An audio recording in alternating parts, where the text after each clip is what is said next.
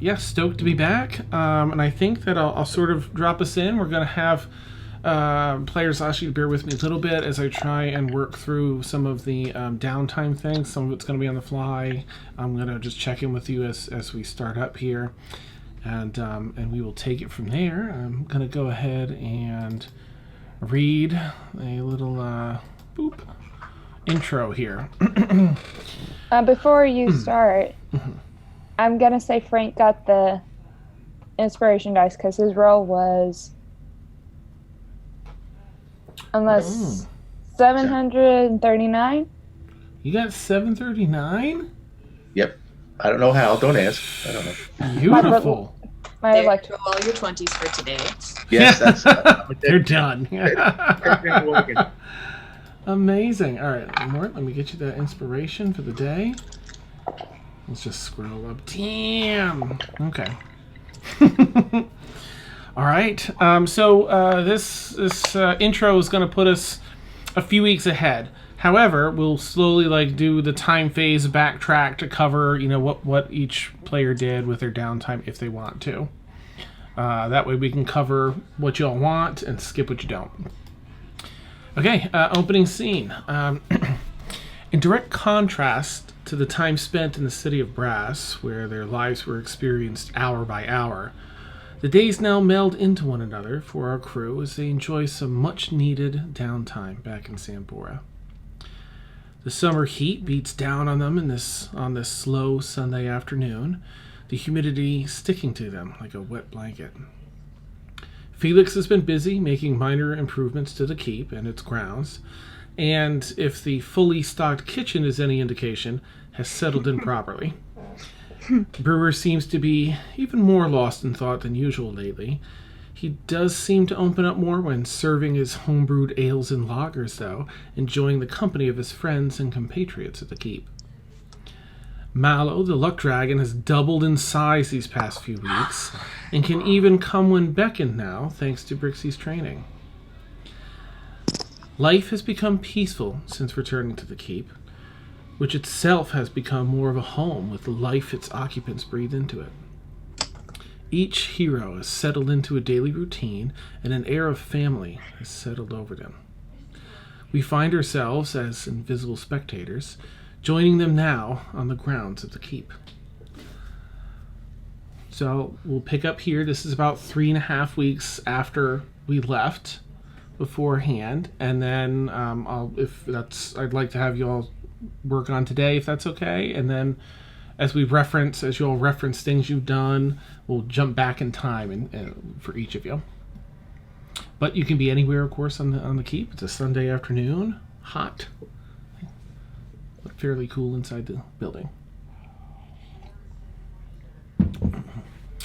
I will pick somebody then. Mort, what are you doing on this fine Sunday afternoon? Let's see. Well, this is the current Sunday, so I'm going to say taking a relaxing break from my weekly activities for the month, which has been every day getting up, pretty much having breakfast, and then waiting for a little bit, but not too long, for anybody who wants to go into Zambora on business or pleasure, and offering then rides on the magic carpet, because pretty much every day of the month I was spending time at the mage's tower there, basically for a couple purposes. Trying to figure out a good way if I could offer my services to them, because I want to get my spell book backed up, create a backup copy of my spell book, and I know that's an expensive, a time-consuming proposition. At the time, I can't do anything about, but if I, offered my services, I don't know, whatever the mage's circle would need or want of services, maybe as in trade to get.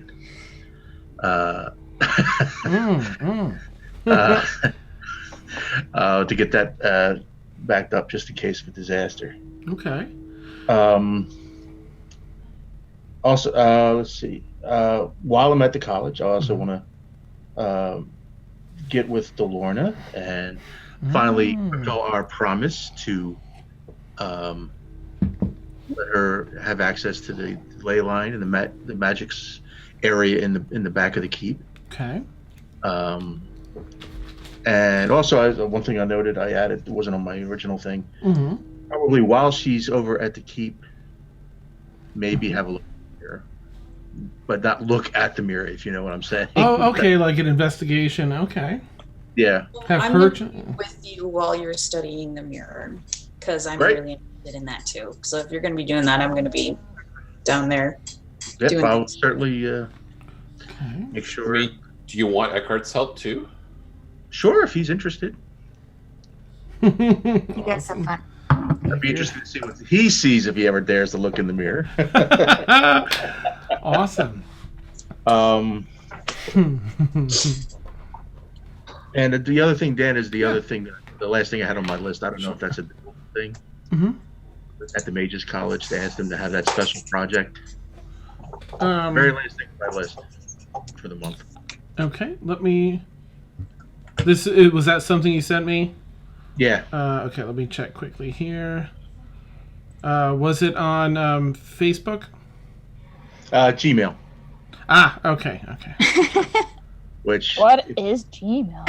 What are yeah? What date is on that? You don't want to know what the date on that was.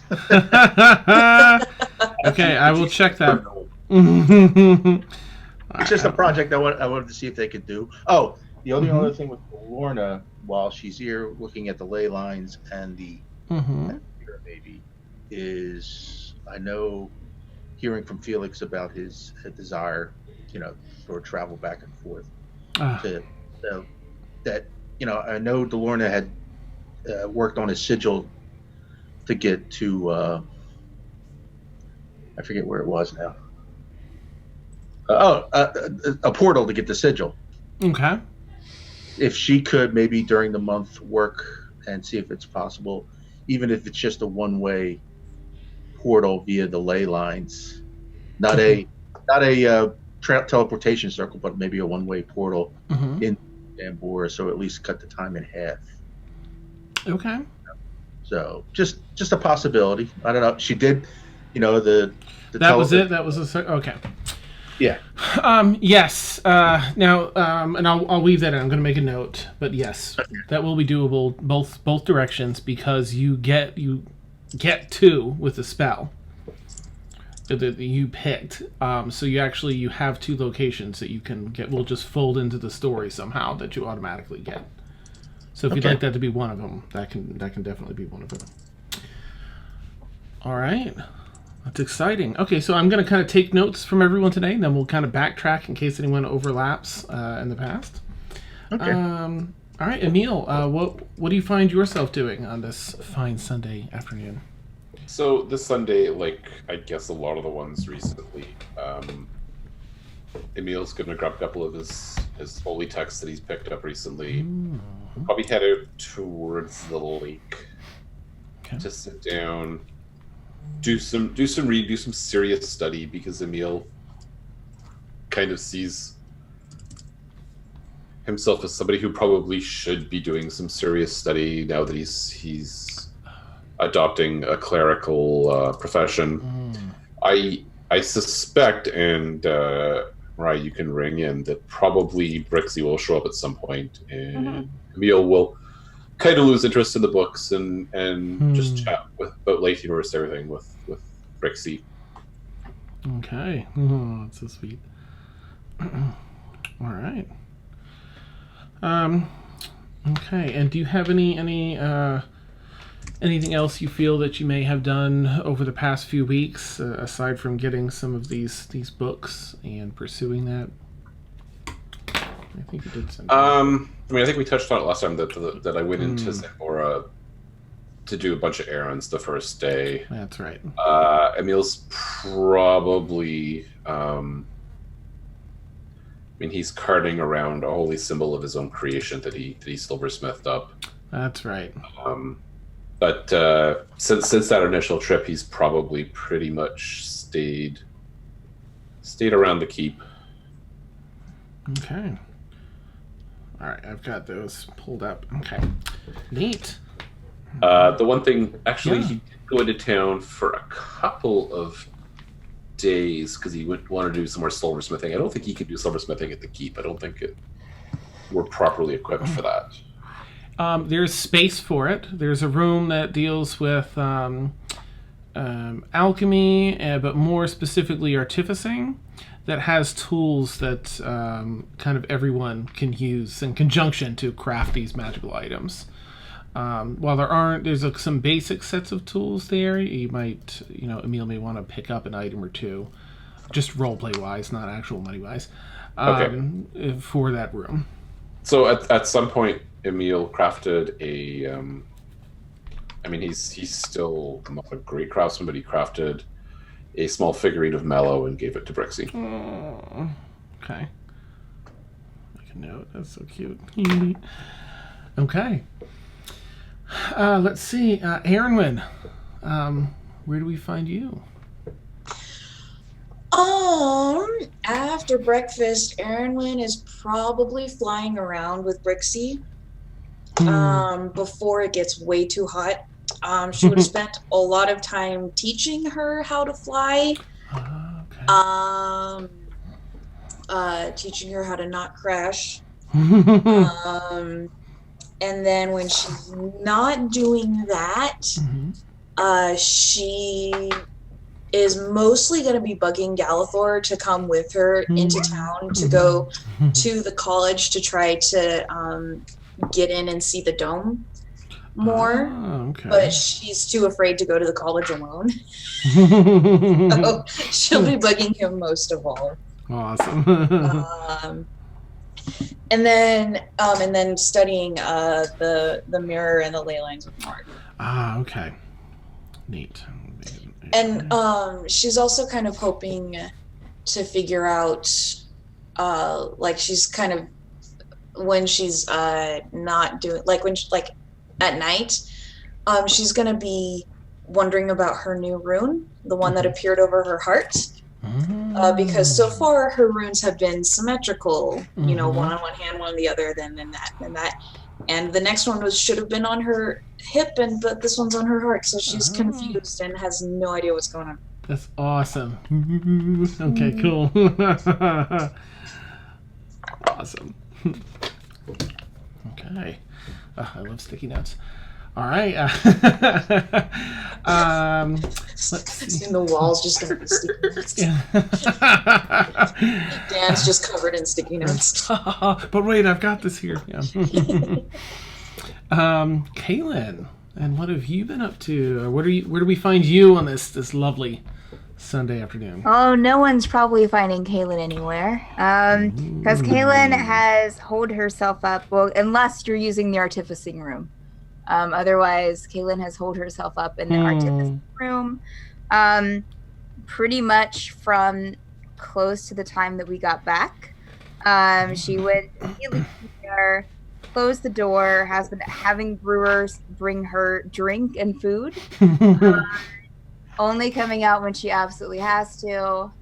Inside the artificing room, she is drawing out plans and blueprints for, most probably no, Warforged, and also studying some artificing stuff and just kind of fooling around, trying her hand at a couple of different things. I'm just overlooking my notes, Dan, to make sure I'm not missing anything. Sure. Driven, focused. While she's been studying and reading books and making blueprints and things, she took her Warforged heart out of her bag and has set it aside as inspiration, as well as the statuette that Emil gave her. And just has her books completely scattered out all over the floor. Stuff like tacked to the walls with however she can. Everything's just completely covered. Probably when Emil came in, she probably had to push things aside so he could get to whatever he could get to.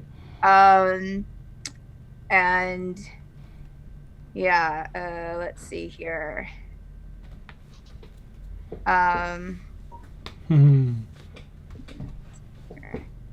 And also, I was, I don't know. Did you see my note in Facebook, Dan, about the artificer question? If we're treating it as a class or as a skill? It's a skill. It's an epic level crafting skill. Okay. All right. Because I was looking at different things online, and it was treating it either way. So I was trying to make sure.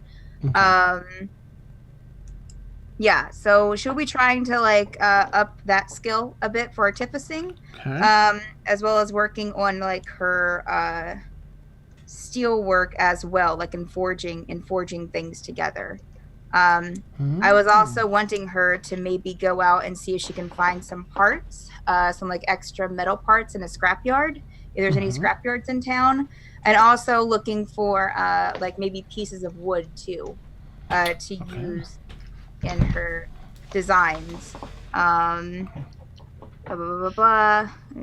think that I should be reading a books library. I'm guessing artificing, reading artificing and tinkering books in the library if there's any that she hasn't seen.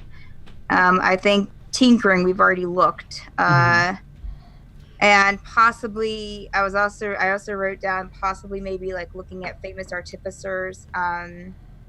And also looking at things for the Calderul area that she's from. Okay. She found out about. And yeah, and possibly making like maybe like studying her hammer too and practicing with her hammer that she got as well. Nice dimensional spaces. Oh, I was also wanting her to maybe try to look into something to see if there's anything maybe in her library information about like accessing magical spaces, kind of like how the bag of holding does, except for bigger things. Okay. Just to find some information for it and what she can do next. Nice. So other than that, she's been holed up in the artificer room. Awesome. Pretty much most of the time. All right. Very cool. Oh, this is going to be exciting. All right. You got your own sticky note. Prixie, what do we find you up to on this lovely Sunday? I think on this Sunday, Brixie would probably mostly be in the forest, specifically communing with nature, but also trying to find like any animal, specifically an owl bear. I'm still determined to get an owl bear. And then I was trying to type out everything down, but no worries. And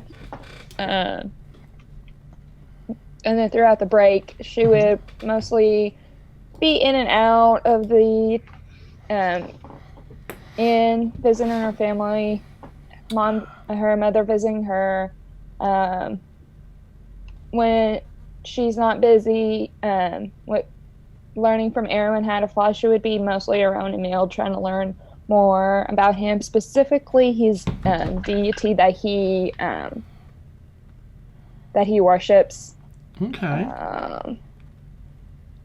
I think when before I head back to the inn, I'm gonna druid craft like some twigs, like a bunch of twigs, so I can craft handmade dice for Emil. That's so great. Yeah, I think that's it. I'm trying to get into Facebook. I don't want to miss anything. Okay. I think that's it. Okay. I had to verify with people on. I think that's it. You can take a minute and take a look. That's fine. Let's me connect some dots on my stickies now.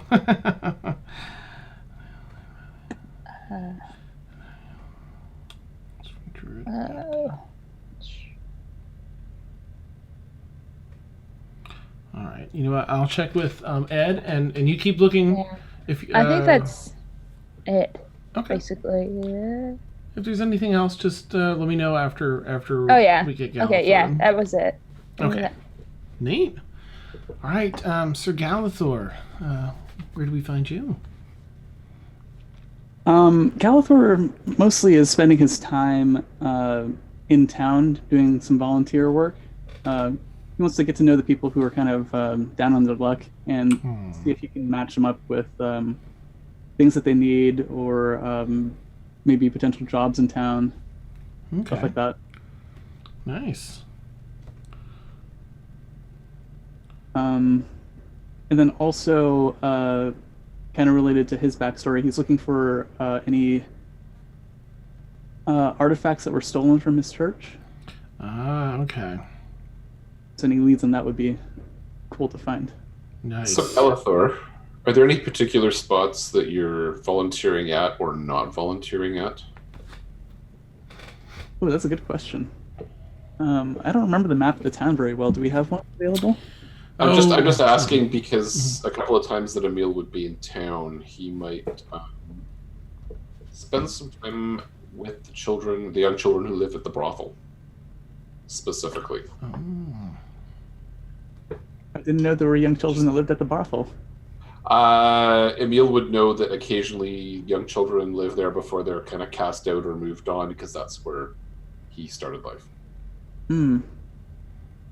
So one of the things he would be doing as he's moving into his clerical profession is he would probably go and find out if there are any kids there and, make sure they have medicine and are well fed and stuff like that, because sometimes they're unwanted and shuffled off. So, but otherwise you probably wouldn't see him. That's kind of the only thing you'd be looking out for.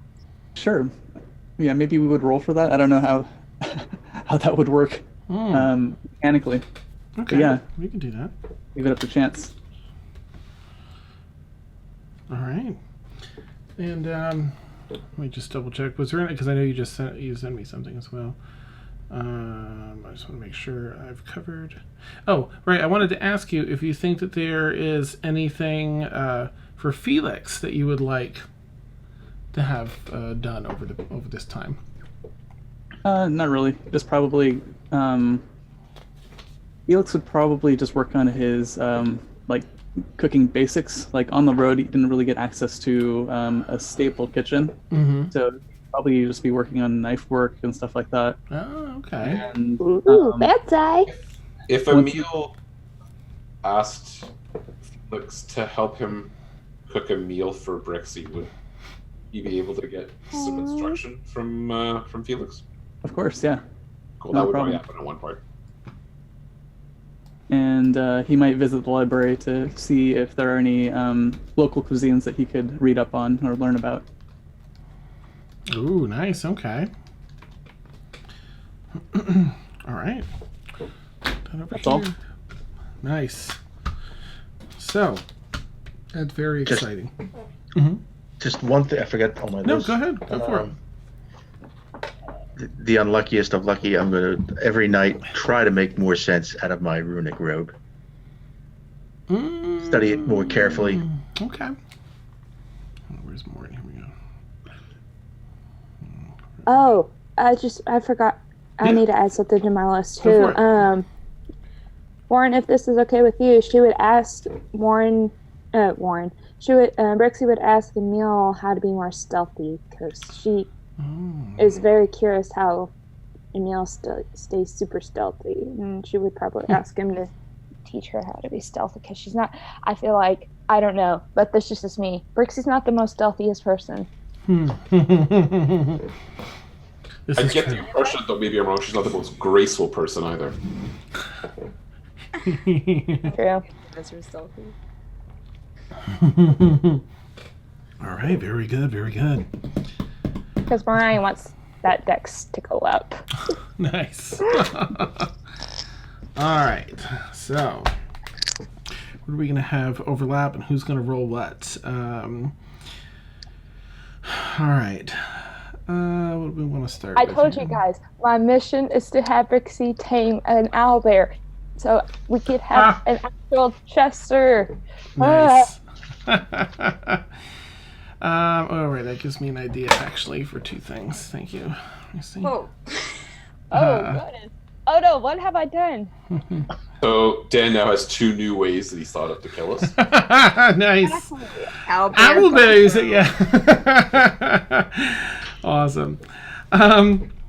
Let's see. I think first, Kaylin, if you wouldn't mind doing an investigation roll with advantage to see what you can pull up, like the quality of scrap you can find.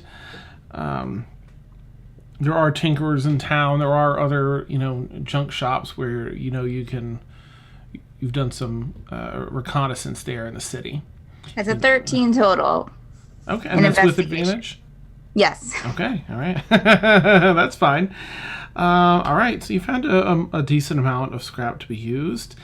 I picture the Warforged heart being hung up with some, almost like in a chain hammock, a couple chains fastened to the wall that just kind of support this glowing, large, it's a little larger than your head, this Warforged heart up on the wall. Oh, bless you. Bless you. With the tools and papers strewn about everywhere. If you can, I will set something up for you, Kaylin, and then I'll get back to you so you have it to roll. Sure. Let's see. Delorda's going to be her own thing. Emil, if you don't mind rolling, let me see if I put this in here. Just a silver. We don't have silversmithing. We have jeweler's tools. Jeweler's tools, roll. Let me just change that to silversmithing since that's really what you're doing.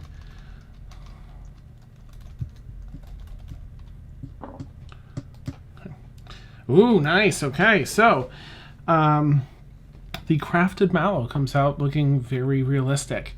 That's unexpected. Yeah, that's amazing. Of course, he's grown a little. Or she, I can't remember. Is He. Matt? He?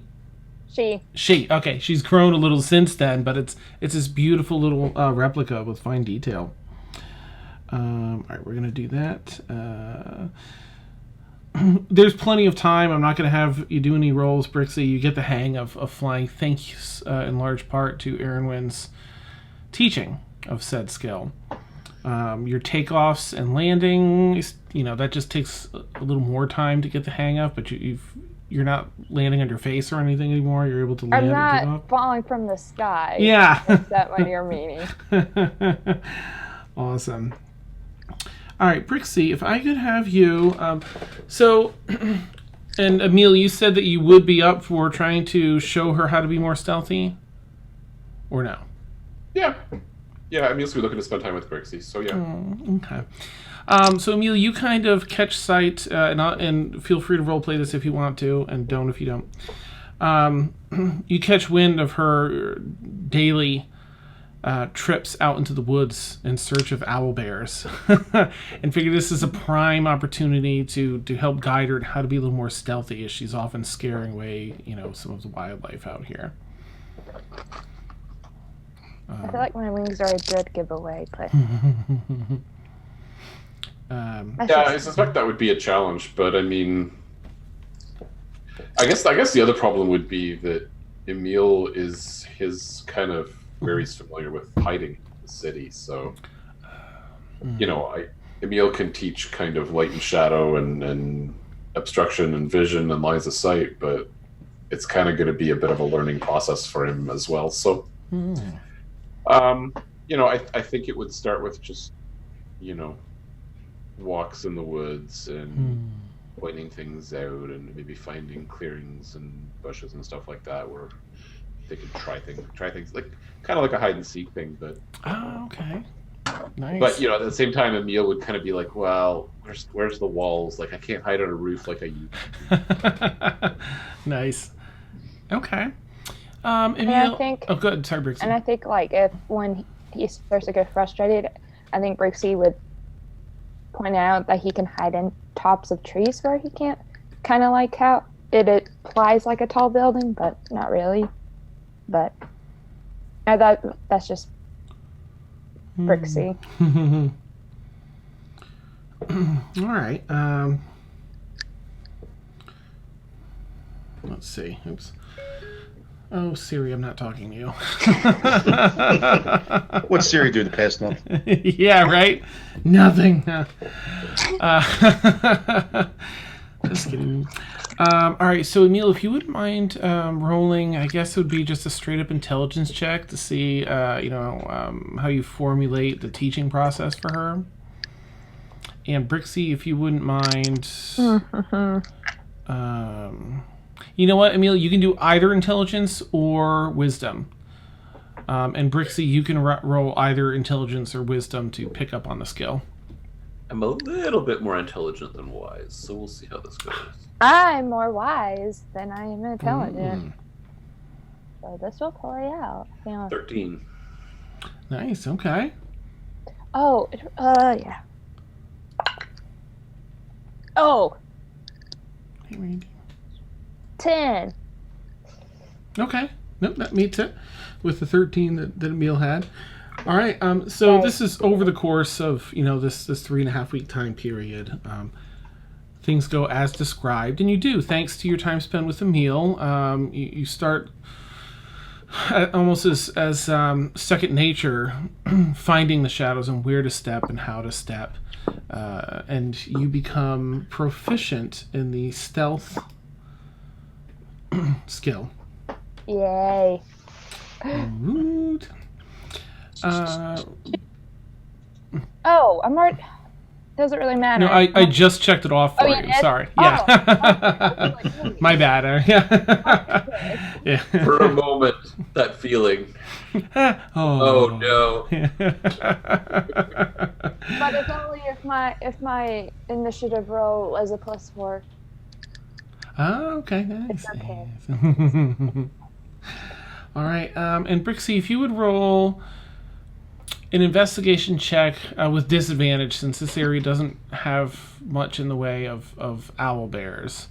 It'll be difficult to find one, but go ahead and roll an investigation check with disadvantage, just in case you get something off the charts. Yeah, like...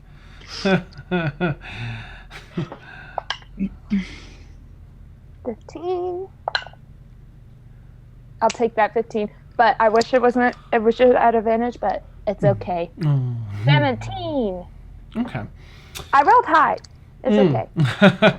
You find, different tracks of creatures that get your hopes up. But as you kind of track down the dens and homes of these different creatures, none of them turn out to be owl bears. There's some bears, there's some owls, but no owl bears. Yeah. I'll find a bear at least. Yeah. You do. I mean, you find a den of bears. Mm-hmm. There's a mama bear, a papa bear, and 4 or 5, based on the tracks, baby bears. Aww. Mm-hmm. Okay. All right. Owl bear. Search continues. And let's see, Galathor, you've got that here. Galathor, if you would roll, actually, what was there a particular church location that had things stolen from it, or was it from across all, like the church as a whole, across a bunch of different locations? Specifically, his church that was burnt down. Right. And where was that located, perchance? I don't think we decided. Oh, okay. Would you like it to be somewhere around, like on this continent, on Ephron? Sure. Okay. All right. In that case, go ahead and roll a straight-up investigation check as you seek out answers. Ooh, that is not great. But hopefully we get out some of the bad rolls earlier on. Investigation. So that was a 4 on the die, but but I have -1 on my sheet. Oh, So Oh no! I was stoked. Like, does he have a +9? Everyone's bugging you too much. I'm sorry. That's awesome. Okay. But I will say that you have feelers put out in the city of Zambora for information, so it won't be, complete dead end or anything. sure. All right. Where do we want to go next? We'll do the practicing with your hammer, Kaylin. You definitely, you get the hang of it. There is a bond you feel with it. As it always has, it just feels right in your hand. You can tell that there's a forging aspect to this hammer too. Do you want to? I mean, that's something you would receive bonding with it. Do you want to attempt to do any of your forge work or your artificing with this hammer? Sure. Yeah, absolutely. Okay. Oh, bless you. Gesundheit. Sorry. You're okay. Ah, Allergies are getting bad. We've been Yes, having they are. rain. And we're supposed to get more rain. We don't need them rain. All right, let's see. You are proficient in this, and artificing uses. I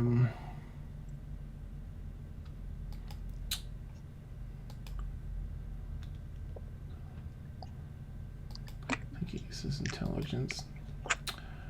And then there's another one that uses dexterity. So you're going to find 2 artificing skills in here. One uses intelligence and formulating these things, much like your tinkering. And the other one uses dexterity to actually hammer these out, so to speak. Nice. So if you would roll the intelligence one first. You have a +5 to your intelligence one, and then you have a +7 to your dexterity one. Natural 20 for the intelligence one. nice. Nice. And then the other one as well. What is the other Yes. one? Is +7? Mm-hmm.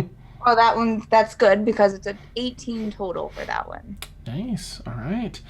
It feels like second nature to you, and you find that it's almost as though not only is the hammer as it strikes working the metal in the way you want, it's almost as though your thought is having an impact. You're visualizing how you want this to go, and even though the hammer might not always strike just the way you want, it seems to adapt through the power of your thought to give more of an advantage as you're crafting things. Do you have, because you have a whole 3.5 weeks, without breaking down the whole system, do you have any items that you would magical items that you would like to attempt to craft that would be of the uncommon level? If it's the fancier it is, the more it would cost. But if you, or if you want to look at that on the. Oh wait, do you have access to the Dungeon Master Guide? Yes, I do. Okay, if you look under the treasures section, which I think starts around page. I think the last time I looked, it was like page 120, maybe. Yeah, I may be 137. Or really, I guess where they actually start listing them out with descriptions would be page 150. 150. So if you see any that are uncommon, and that, just let me know, and then I'll let you know roughly what price and how, Okay. There's a bunch of common ones in Xanathars too that are just they don't do much, like my cloak, but they're awesome. Okay. Yep. You please look at that too if you have access to Xanathars, which you should in Fantasy Grounds. If there was. I do. Okay. All right. Oh, speaking of items, yeah. Dan, I forgot to mention, Brixie would have gone into town to look for not a bag of holding, but a haversack. Okay. I don't know. Something. Okay, it's the bag that Jester has. I don't know what it is. Handy haversack or whatever it is. Yes. All right, let me see what that would run you if they have it here. Make an investigation check first. Oh boy. Probably with disadvantage because it's very difficult to find magical items because they're fairly rare. But you never know. It is Zambora. It's a big city. Oh, okay. I rolled a 16 and a 15. 15, 16. I rolled an 8 and a 9, so 8, 10. I rolled a 9. I wish it was in. All right. Oops. Keywords. I think it's rare. Okay. So you're unable to find one. You do discover that uncommon rare is like that they often run upwards of somewhere between 3,500 to 5,000 gold pieces. Ooh. So there's a shop that sometimes has magical items in it, and that's about the price that they usually go for. They make a note that if they get any, to contact you at the keep. Okay. Okay, I guess we should jump right into Delorda. Let's role play this out. Delorda, the shard mind creature. Let me minimize all my other notes here. Archivist Delorda arrives after invitation from Mort at the keep to have an opportunity to investigate the. What did you offer to let her investigate more? The ley lines, the mage circle, and the mirror? Yeah, if she wanted to have a look at the mirror as well, if she wants to. I invite her to do that. Okay. Would you like to check the mirror, you and Erenwen, while she's checking it, or while she's doing it? While she's at the keep, I'm escorting her. I'm not going to let her go anywhere without just me. I think when Brixie sees them going down, she may, being curious as she is, she's gonna follow, and she's gonna see if that dirt is still basically there, because if my memory is correct, I used a spell which collapsed like all the earth to make it's difficult terrain. So Brixie, being the curious one that she is, she's gonna follow them to see if, one, what they're doing, and two, to see if her dirt trap is still there. Okay. Felix. I call it a dirt trap because that's what it is now. Yeah. Felix, do you feel that you and Brewer would have tackled such a thing, or would you have left it like there's no way I'm dealing with all that?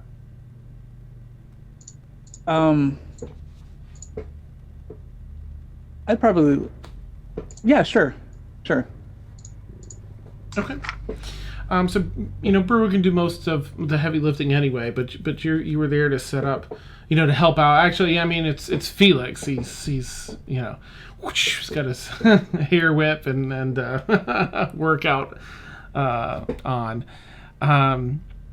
So they, Brixie, as Archivist Delorna, is led down to the mirror room by Mort and Erenwen. You kind of sneak back, practicing some of your stealthy skills you've been learning, and you see that it has been cleaned up, and that part of the tunnel does seem to have been kind of patched up and all.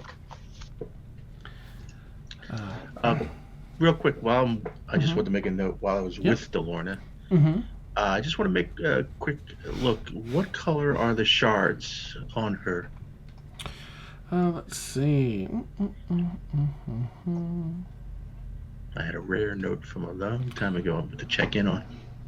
I'm going to have to check. I have her thing down here, just the basics, but I didn't add her color. I think it was a blue, so let's say it has a bluish hue to it for now, and I'll change. That's it cool. if you need to. Blue is cool. They're mostly that crystalline, translucent color, the whitish, mostly translucent, but there is a blue glow to them that runs through, almost like a cardiovascular, like a vascular system. Okay, cool. That's what I wanted to check. Neat. Oh, yes, well, this is certainly buried. I imagine that means it's either dangerous or previous owners were worried about it being stolen. I do thank you again for allowing me to investigate. I think with our minds put together, and she turns to, both you, Mort, and Erenwen. Erenwen is kind of like as far as she can be across the hall, like not like behind, but like to the side, and just kind of like tense, and 4 of her runes are glowing. Oh, okay, nice. Okay. Because this woman is from the college. Ah, right. Okay. She is watching her every move and just like very tense and like coiled spring. I kind of want to. I want to sneak up behind Erwin, and not do anything. Just touch, like sneak up behind her and kind of scare her. Are you sure you want to do that? This is a half dragon. Yeah. Okay, so no, I'm not gonna. Okay, so I'm just gonna stay like a foot, like maybe like. Okay, so here's Erwin. Maybe this far, and just stand staring. Okay. Matching your footsteps, you're walking like right behind her. Yeah, my passive perception is a 12. Nice. You know what? Go ahead and make a. Oh, I gotta fix the names again. Go ahead and make a stealth roll, Bricks, if you would. I'm not vexed. Nice. You've got. Oh, this, she sees me. That's a natural 1. Oh no! Clink, clunk. After a minute, you're like. Just kind of look over my shoulder and just like dragon eyes just glare. That I just turn around and walk back upstairs. All right. So while we're looking at the mirror, I don't remember. That's my fault if I did it or not. But we're probably in a hurry, and I probably didn't even think to do it. I'm gonna cast Identify on the mirror just to see if anything comes back. Ooh. Okay. Interesting. So you head up to while he's focusing on that, I'm focusing on her. Make sure she doesn't do anything to him. Oh, okay, neat. All right, so you keep an eye on her. You all approach. You enter the room, and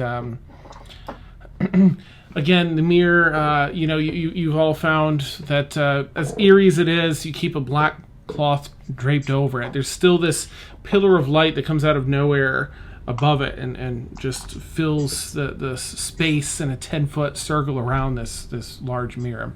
Oh yeah, let me share out the image again, just since we're down here, we're role playing. Let's see. Mirror. Yeah. Picture's a little crappier than I remember. Oh well. I mean, let's be real. Makes a note. Sort of Find better picture. For real. Like, yeah. Oh no, this doesn't do it. It's all cropped weird. I don't know. Anyway, there's an air of mist that kind of pours out from almost nowhere around this mirror and fills the space in the very center of this large circular room. There's a smooth stone wall that makes up the outer perimeter of this room down here, and every 10 feet or so there's like a semicircle, a portion of a pillar that protrudes from the wall.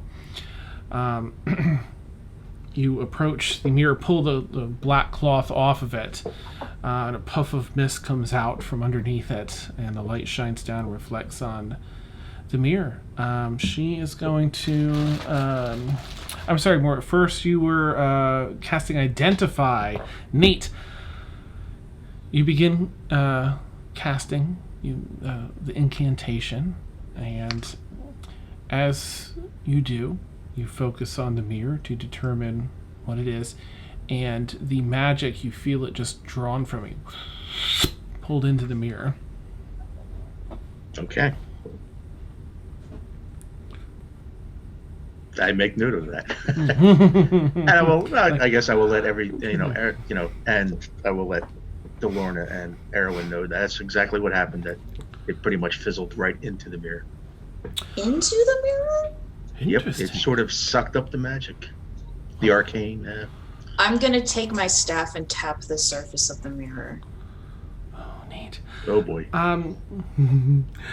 And this is my staff of wonder, so I don't know if that'll do anything to it. This is very interesting. All right, let me make a roll. I'm not gonna activate it, but just kind of like poking it with a stick.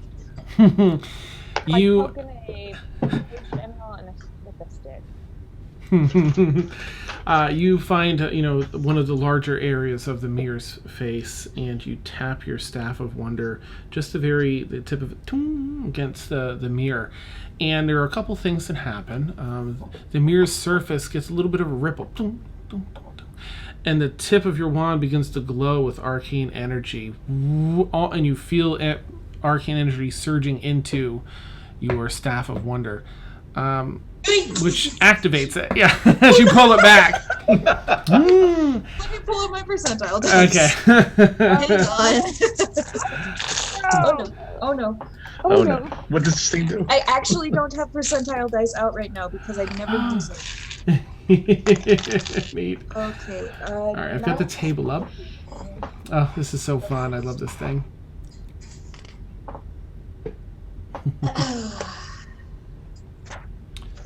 Let's see.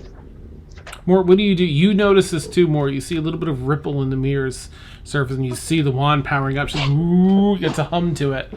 What do you want to do in reaction? It's not one of the bad ones. I rolled a 19, and it's you cast Gust of Wind. Nice. Mort, you see this. Delorna sees it. She's like, oh. And this wind blows your hair back. And some of the mist over you, that cold, damp mist kind of blows up your nose. And Archivist Delorna as well. Oh, what? Oh, dear, what are you doing? Stop! Let's refrain from. See, a line of strong winds 60 feet long and 10 feet wide blasts from you in a direction you choose for the spell's duration. Oh no. Each creature that starts its turn in the line must exceed blah blah blah. The gust disperses gas or vapor and extinguishes flames. Do y'all have any torches down here to say? There is this pillar of light, so you don't need it right here. But any torches in that line will snuff out. I don't know if I get to choose because I didn't get to choose the effect that happened. If I get to choose what direction it goes. Ordinarily, I think, yeah, since this one was not, like, coordinated by you, we'll say just kind of, like, just blast their hair. Well, Mort's hair, not so much Delorna. She's crystalline. So much billowing. Stop. It powers down and returns to normal. Oh. I didn't do that on purpose. That's part of the process. Quite all right.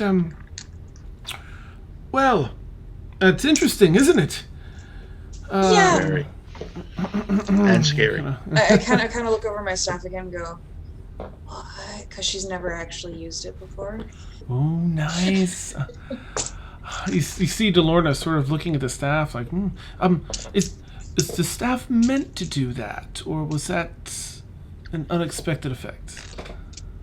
I don't know what it does. Oh. It does stuff. Right. It does stuff. Okay. And I'm gonna poke the mirror with a finger. Nice. As you poke the mirror's surface, it's just a hard surface of the mirror. I'm gonna touch my rune to the mirror. Oh boy. Oh no. Oh. There was a roll. Okay. As you reach your rune up and you touch it, you feel this arcane energy being sucked from you, and your runes power down. All of them, or just the one? So just the one? I know Brixie's not there, but I'm curious. No, it's all of them power down. Oh. Oh, don't do that again. Might I have your permission to cast a series of spells, starting with a simple cantrip and working up and seeing the effect? I step far away from her. I'll say to Delorna, if you're okay with us standing in the doorway watching you do this and not in the room. Yes. Yeah, I kind of stand behind Mort. Even though he comes to my knees. I'll take probably half cover in the doorway. Nice. Just we're both feeding out. poking around like Scooby-Doo. Awesome. In the meantime, I ask Erwin, you okay there? Sort of I lost all my runes. This is really How long does it take to get it back? I mean, I can just use them whenever, but I have 4. Oh boy. You know how much effort it takes to activate 4? It's a lot. Oh jeez, I'm sorry to hear that. Well, okay, it's less than half of the rooms that I have now. Okay. Just All right, but anyway, okay, let's watch. Keep counterspell ready just in case she aims anything towards us. Yeah, I have my book turned to counterspell. I Yeah. have it ready in case anything disastrous happens. Yeah, Nice. and yeah, I've got. Do I want to do count? I think for a while, I think Brixie would walk back down. And did we establish that Felix cleaned the dirt? I wasn't clear on that. Because that's... Sure, yeah. If that's what... Okay. Well, initially Brixie was going to clean it up if it was still there. Because it was her mess. So, I didn't know if Felix and Brewer, the time that they were gone, Brixie's gonna go see if the dirt is still there, and if it is, she's gonna attempt to clean it up.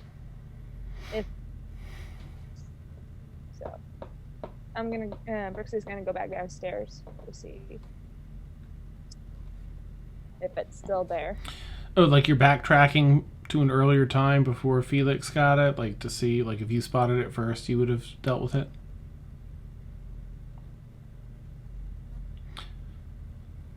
You're talking about the dirt that collapsed in the hallway? Yes. So Felix and Brewer had done to fix that a little while ago. It was while we were in the looking for your parents. Yeah, City Brass. Okay. I would go down there to see if it was clean. If so, I'm just gonna go back upstairs. Ah, okay. Yeah, it's clean. All cleaned up. I just. You know what? Yeah, go ahead. And then I peek in and ask and see Erwin and Mort, and I just bluntly ask what's going on, seeing that they're standing at the door. Have counterspell ready. Yeah, and you know what? I see Bricky as it just sort of shoo her to one side of the door, and it's like Things might explode. Yeah, some freaky stuff has happened, and the Lord is trying to figure it out. But I'm not comfortable with any of us being in the room while she's doing this. Mm-hmm. Just to give you a heads up, don't and actually even I'm thinking, rather than poke my head around the doorway, I'm going to pull out. I have a steel mirror, and I'm just going to hold it up and look at it through the mirror. So I have a mirror looking at her and the other mirror. So. Okay, nice. But I still have counterspell ready. I'll drop the mirror real fast, and I'm not even going to dare have my face in the doorway. I'm just letting my dragon hide just go. Awesome. Nice. Comes up with all the dragon scales. Awesome. And actually, I say to Brixie, it might be good that you're here because, if something happens, at least somebody can go run and get help. You see Delorna casting some spells of protection on herself and drawing out a circle of protection, runic circle of protection beneath her. As the first spell goes off, which you can visibly see, she fires off a firebolt cantrip, and it just splits and spaghettifies, almost like it's entering a black hole. It slows down, gets sucked in really quick. So the first spell, the cantrip, was drawn into the mirror. She's sort of. We can see. Noted. Good.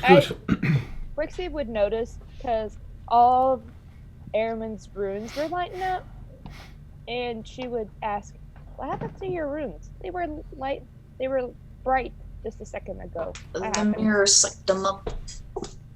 That's weird. Yeah. Yeah, that's why we're out here. Yeah, and it made my staff do a thing. It was really weird. Brixie is gonna ask what staff, that she knows that she's gonna get distracted. So Aaron was gonna get distracted. I mean, it's the staff that she carries around all the time. Ryan knows that, but Brixie doesn't, and she's curious. Well, no. Erin always carries the staff. She has, it's always with her. Oh, okay. So she's seen it before. Boop. Oh gosh, I can't believe I. Cantrip. Right, Cantrip. we're at the cantrip, so she continues, and she goes up a few. She only goes up to a 4th level spell, with the same effect. Same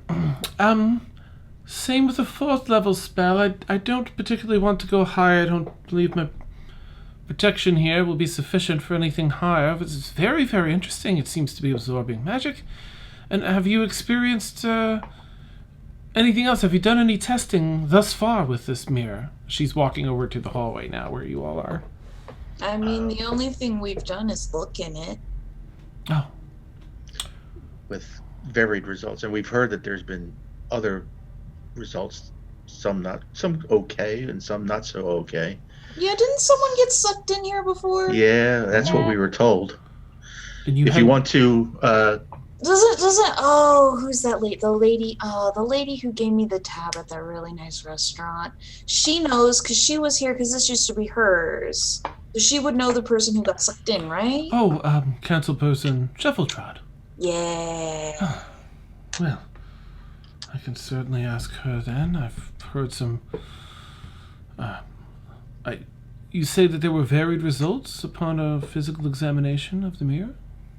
Yeah, I can't remember off the top of my head, but if you want to later on, we have a Warforged here who was with the previous owners, and he is told us what happened to the previous owners. So, interesting. If you want to, we can, you can question or ask him about it, later. Yes, I think to pursue this any further today would be folly. I will come with better prepared next time should you invite me again, but perhaps we can investigate the mage circle and... Dan? Yes. Oh, sorry. From Yes. here, outside of the room, I'm gonna cast Chill Touch at the mirror. Okay. See if it does anything, if it's been cast from outside of the room, outside of there. Okay. Neat. I'm gonna be near Erwin, just because she doesn't want anything to happen. Okay. Neat. So yeah, so I'm standing outside the room, just kind of like. Let me try this. Cast the spell off. Nice. Yeah. The skeletal hand starts coming up out of the ground. It has that same spaghettified effect as it's just pulled apart in little strings and bits into the mirror. As it finishes, poof, a little extra puff of mist. I'm gonna move where Erwin is, and I'm gonna cast Thunderwave at the mirror and see if it does Okay. different spells. You'd have to get closer, I think. I think it's a 15-foot square in front of you. And it's a fairly large room. I'm like, yeah, it's a 15-foot cube. Okay. Dadgummit. Okay, yeah, I get it. I motion Erwin to be behind me, but not directly, like, to the side or in, like, front of me. When I get closer to the mirror, and I just cast Thunder Wave. All right. So you're walking a good distance into the room since it's about 100 feet wide. It's below the mage circle. So you've got to walk a ways into the room to get to the mirror. Erwin, do you want to follow her in? I'm gonna follow her in, and I'm gonna put my hand over her shoulder, and as she casts Thunder Wave, I'm gonna cast Cone of Cold. Interesting. Okay. At the same time. No. So it's over your shoulder. Oh, okay. We're casting last time. I thought we meant it up. Yeah. I thought we had Take this, yeah. Okay. So she's gonna cast it at the same time. Okay. So it's a Cone of Thunder Wave. Cone of Icicles. Awesome. All right. So two things. I would like you each to roll your damage rolls for that, and an Arcana check from each of you. An Arcana? Mm-hmm. Oh, Please. wait. Both of us? Yes. Do we get anything special for being proficient in Arcana? Just the proficiency bonus. Okay. Mm-hmm. Oh, that's an 11 Arcana. Okay. Oh, wait. And oh no, that's a lot of D8s. Dan, is it too late to say that I cast Thunderwave at a 3rd level? You can say that. That's fine. Okay. If that's what you... Yeah. So, okay, so 2 for first, 3 for second, 4. Okay, I need 48. I need 2 more.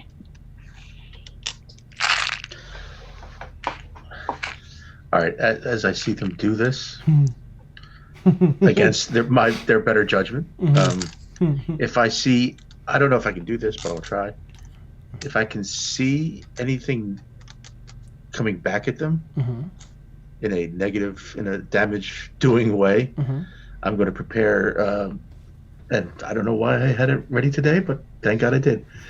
Odaluke's Resilient Sphere.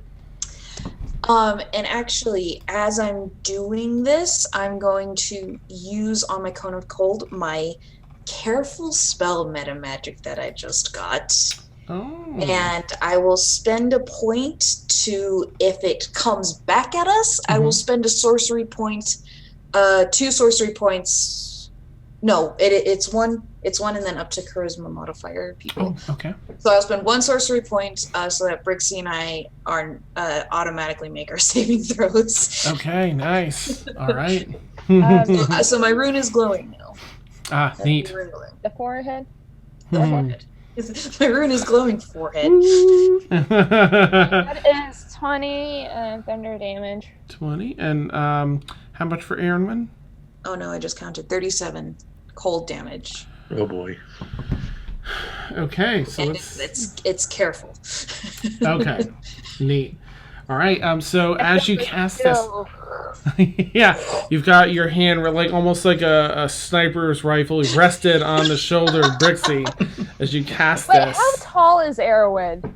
She's fairly tall, right? Yeah, 5. she's like 5'7". Okay, so she's a lot taller than the Brixie. Okay. Brixie's only like 5'5.5". I made her the same height as me, so. Nice. You blast this off as Brixie claps her hands. This huge thunderclap rushes in front of you, and it strikes the mirror. And it's almost like the spell folds over itself. It hits that and starts bouncing back. The rest of the spell passes through it, and it's only as it hits the mirror that is reversed. It actually forms together in a really cool... with a cool visual. The mist, it starts chilling. The mist starts getting drawn in and swirled in with the power of the thunder wave, and chills and becomes this icy cold frost that so you can visibly see the force bouncing back at you. However, you both... we need a blizzard. Nice. Which spell got the absorbed? Which one bounced back? That's my question. Any other spell has passed. Okay, so the two of you automatically succeed on your dexterity saving throw. You're both like, duck! And more, are you also casting your... Yeah, I'm going to probably... Would I be able to recognize what each spell they cast? I mean, you definitely would have heard us cursing. Right. Well, if I can hear what they're saying, I know who cast the more powerful spell, and that's who I'm going to protect. Well, I got my wings. I'm gonna fly up. And we're also. I'm like right up against your back, so we're basically sharing a square. Yeah, you're good. I think for the sake of story in this. So you two both dive, to get out of the way, succeeding on your dexterity saving throws, and as you're just like. You don't even care about landing on the floor. You're just like, gah!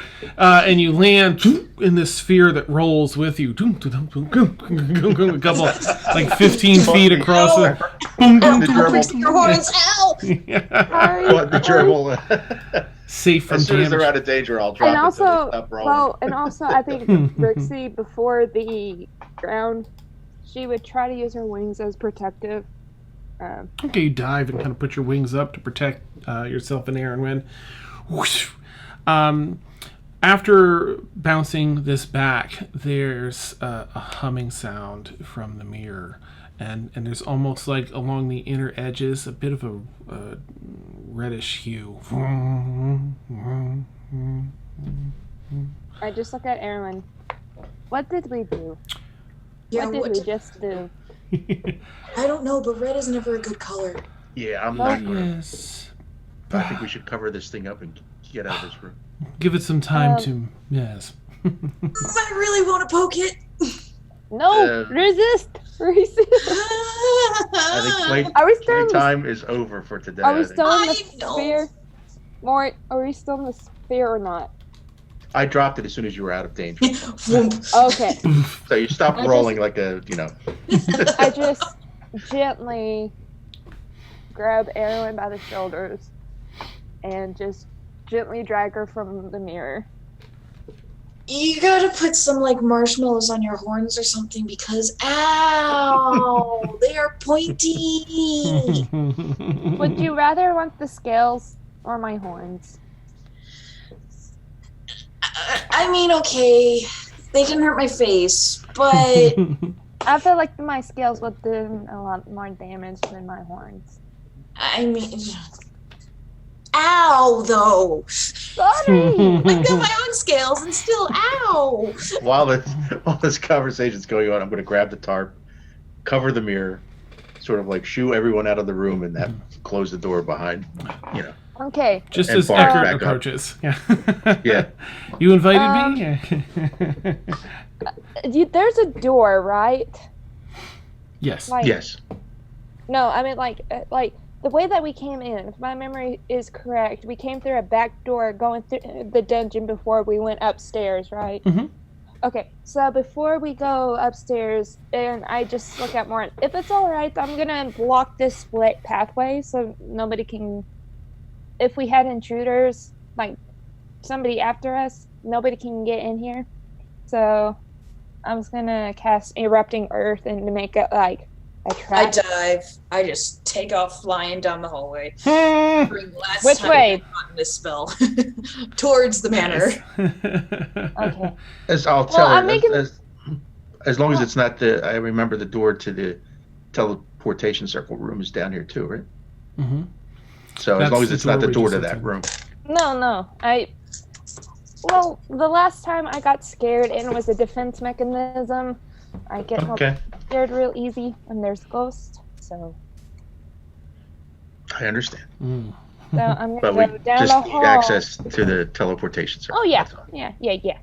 I go down the hall more to where the door is. We first entered in the keep, Mm-hmm. and cast Erupting Earth. And when I do that, it makes it difficult terrain. So where is it? Erupting Earth. There we go. Yeah. And it's a 20-foot cube. Okay.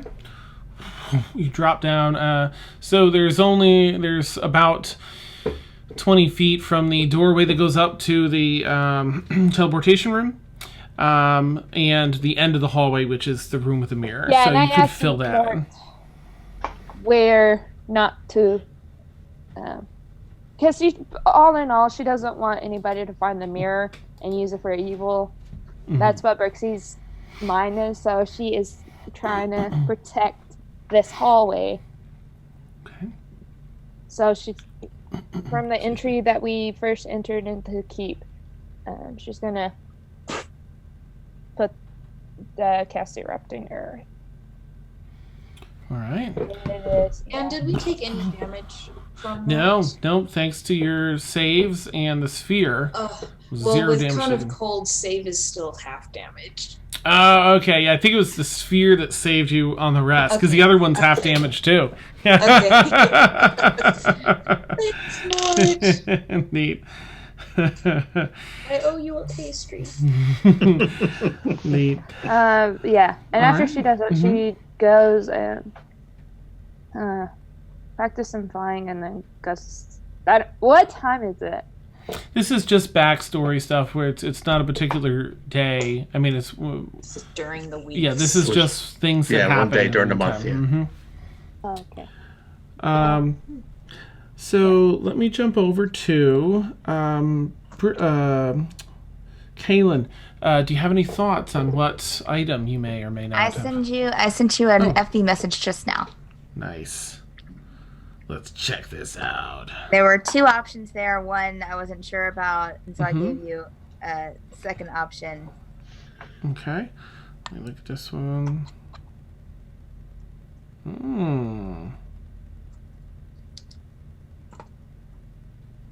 Nice. All right, let me check this one.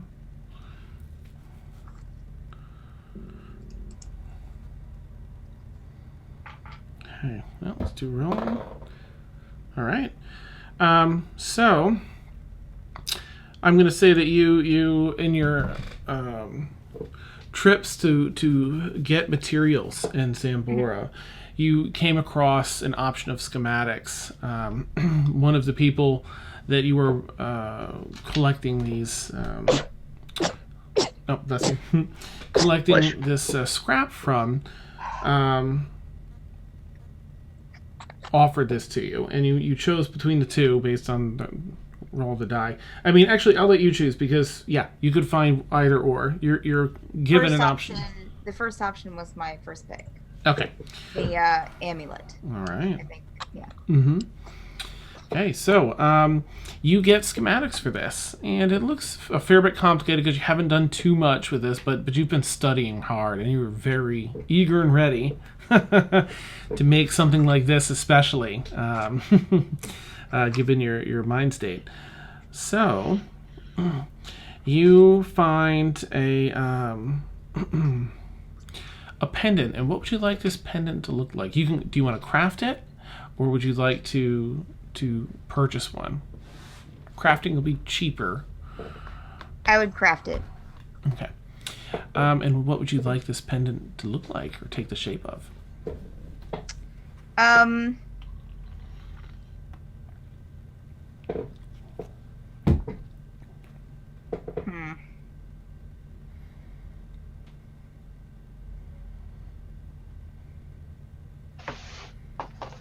think I'm just trying to think here. Do you want a minute to think about it, or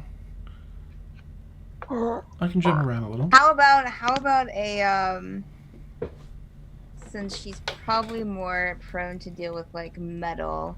Mm-hmm. How about like a metal silver chain with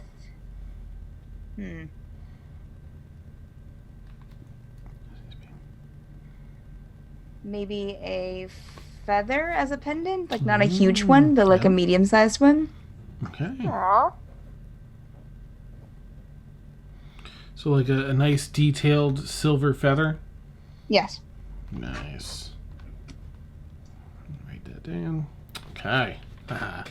So you craft, excuse me, you begin by crafting this. So if you would make a roll, and this roll affects a couple of things, but mostly just the cost. Your tinkering dexterity, which I think you have in there. Yes. Okay. Your dex tinkering. That is 14 total. Okay, so you're able to hammer this out and craft it nice and with a fair amount of detail. And let's see, you then...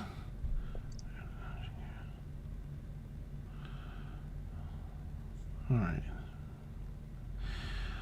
You'll require the aid of a wizard to complete this. Do you want to call on Mort, or you can also rent wizards from Zambora? Rent a wizard? I will... They show up in a little van. I will call on Mort to help me do this. Okay. I'll let you roleplay that a little and see how that... Okay. Okay. I'll so during this time I'll seek you out, Mort. Kaylin will seek you out. What are you doing, Mort? What are you doing when I find you? I'm probably in the little side that's across from my bedroom, the little side mage's room with the books, Okay. studying. I was kind of poke my head in. Do you have a minute, Mort? Sure, no problem. What do you got? Noted that Kaylin probably looks a mess right now because she's been holed up in the artificer room, so it's just she just looks like chaos. Probably smells. Just ignore it. I'm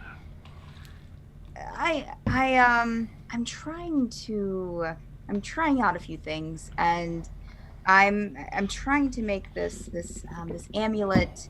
I'll show him like maybe a schematic of it, like a drawing or something. And I need a wizard's help to kind of attune this specific spell to it, to help for the crafting. Would you mind helping me out with this? Oh, sure. Anything I could, Oh, okay. Great. Real quick, you really should, I understand, I appreciate your dedication and, your steadfastness, but you take care of yourself. You're no good to anybody if you're just wearing yourself to a nub here. I know you're working on something important, but just take care of yourself. Oh. I mean, get some sleep sometime. I know you're working hard on this, but right. I've slept a few hours. A few might not be enough to keep you going. Yeah, I appreciate the how are you doing? How has this time been for you?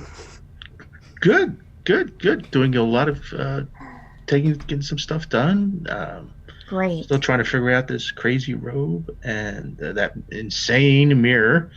But the mirror. That mirror scares the hell out of me. You went to the mirror. No, I won't look into that until I absolutely know what's going on with it. Okay. But it's not a good. Well, to say it's not a good thing would be judgmental. It's a dangerous thing right now. It's unknown. How is everyone else? Is everyone else still around, surviving? I don't know. I haven't been. Anyways, let's get out. Okay. Let's start working on this pendant. All right, and I will assist her with Okay.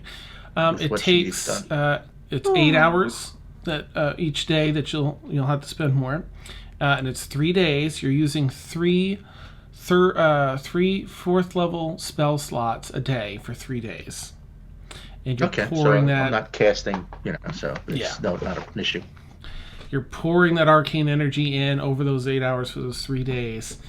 And Kaylin, as according to the book, you have that guide to artificing that you got back in, I think maybe it was Zambora. Now I think about it, back when Ormia was still in the party. And each day after these, you're tempering the feather piece of it with your some fine tools as this is being cast, and you're following all the guidelines for these 3 days, and it feels tricky at certain points. Mort, if you would roll an Arcana check, please. Again, just mainly for cost, but for some other things. And Kaylin, if you would roll the artificing dexterity-based roll. Okay, great. Bless you. 18 plus 8. 26. Nice. Okay. 24 total for me. Wow. Okay, so it actually only takes 2 days to complete rather than the 3 prescribed. Good. Because you both nailed it out of the park. And the craftsmanship of the feather has gone up as you've been able to, tinker on it and work this spell in as Mort's been doing the casting. It has it looks lifelike, this silver feather. All right. At the end of the second day, as you're again following the very last bits of the procedure, taking a moment to double check because you're like, wait, it's supposed to take another day, but we're done. You find that you have created a periapt of wound closure. This item does require attunement. But while you wear this pendant, you stabilize whenever you are dying at the start of your turn. In addition, whenever you roll a hit die to regain hit points, double the number of hit points is restored. Wow. Nice. Mm-hmm. Do we realize that when we're finished? That's Caitlin does. Okay. More you get based on what you're casting as you're entering it. I would have explained it to him during the process. So yeah. Neat. Warners. Yeah. All right. You have a finished product that is now not indestructible, but I mean, you can crack this thing and it's not budging. It looks beautiful, and you can feel the arcana flowing from it. Yes. All right. We have that classic end of a construction project look about us like, wow, this is done. We did it. Mm-hmm. Fist bump. Mm-hmm. Like it's never done, but also fist bump you. Nice. Awesome. Let me just check real quick here. And okay. That ends up running 120 gold pieces to complete. Oh, okay. A little less than the norm. So more, not so much That's for me. you because that one's just for Kaylin and her components. Okay. Okay. Do you have gold, Galen? I guess you do. Yeah, I'm good. Okay. Well, All right. Oh, hey, Rebel. I did have gold. Nice. And I think that we'll take our bio break here since it's right about that time. And when we jump back, we've got a few more things to do for a few folks, and we'll see about where we're going from there. Beautiful. So for anyone that doesn't know, of course, we thank you, anonymous gifter. Oh, thank you so much. Santa has visited. Yay! Where's my Christmas mug? For 9 months, if you didn't know that. Yes. That, Dan. So I could have used my inspiration die. Nice. Yeah. Hang on to it. Yeah. Neat. So for those who don't know, we take like an 8 to 10 minute bio break, and then we're back. We still do we're just here on and off for this that time. So we'll catch you real shortly. Some of us will stay, some of us won't. Catch you soon. All right. Ooh, I should probably bring the phone.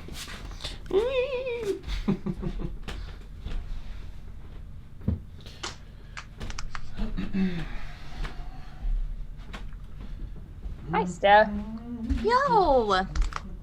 Oh, if you have not tuned in and watched Steph's drawing on this month and a half break of the Stormfall, look, it's so good. It's on its way. It's on its way.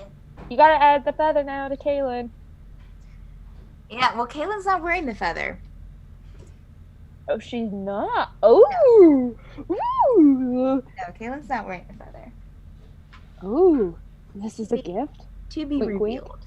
To be revealed. I'm excited for tomorrow. Anything planned for tomorrow? No, I may do a bunch of makeup looks. I may film a bunch of makeup looks. I don't know yet. I'm excited though. Are you attending? Is there like a celebration tomorrow, or There's a pride parade, but it is in the morning. Unfortunately, well, hang on. I think it's in the morning. Unfortunately, and I have private swim lessons, so I may go to the festival. What's the kickoff for the month? So do you guys have anything else going on during the month that maybe?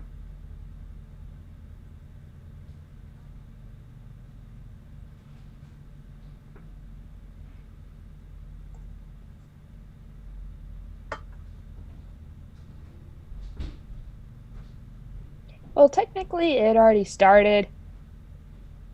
Oh, was it At May or June? No, like for us, they already kicked it off. Oh, okay. So they're having a luncheon tomorrow, and I think the parade. Oh, the parade was today. What? It was on a Friday? I think just to kick off. Hang on. I'm so confused.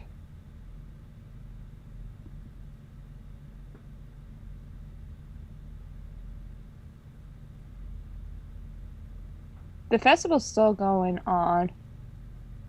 Oh, okay. Oh, the parade is at 6. Okay. I may go to it tomorrow. Hang on. Oh, okay, yeah, the lunch, the...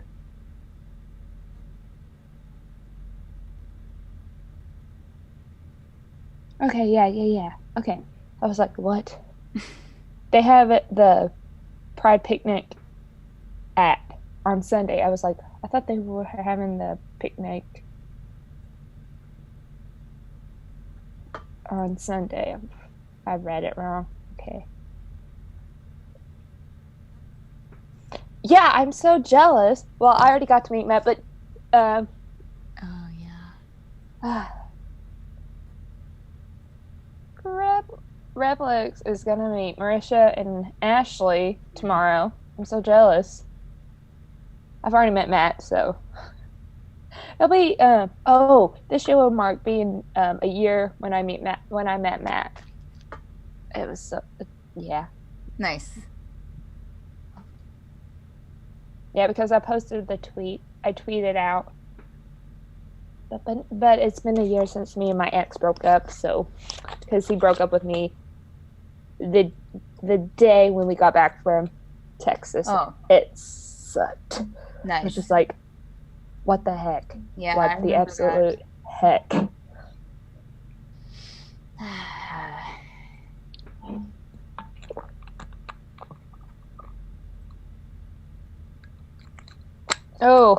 Yeah.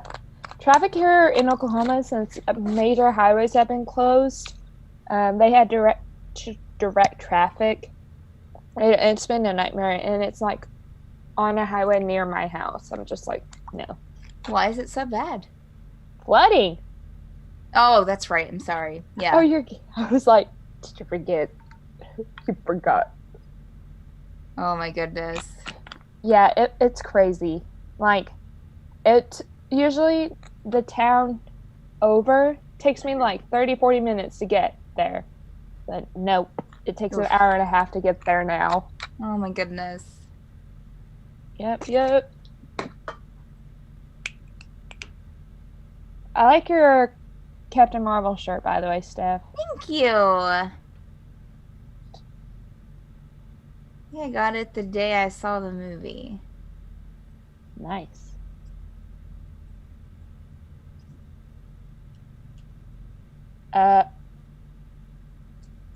What? No. Oh, I was like, Zoom, what are you doing? All right.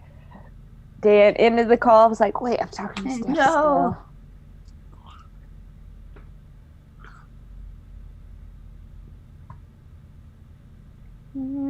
Cause guys like us are cool college, yes I know. Guys like us are cool in college,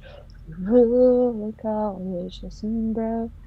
High school is hell, but we never get it well.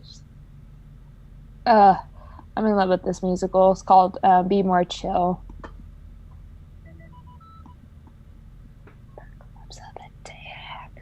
Night, the cafeteria.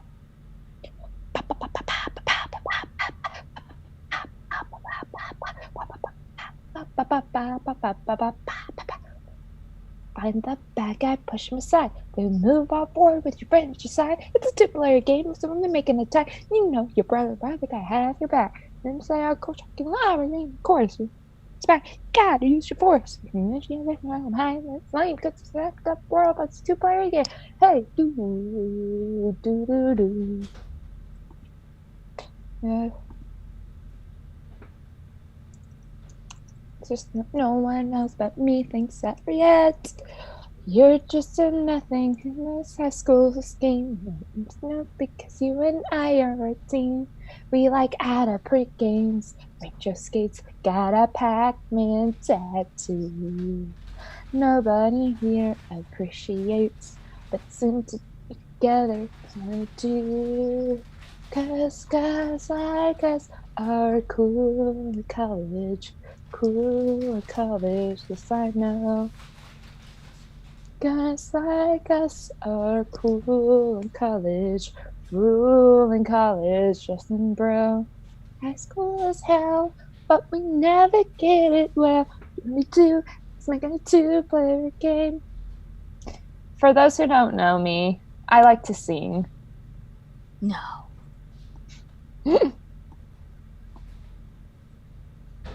Ah, what? Well, sometimes I have my ukulele with me. Sometimes I just sing a cappella to the music that I am listening to at the moment. Pierce, we're stuck on a level and I wanna move on. Just wait 2 years to move upon.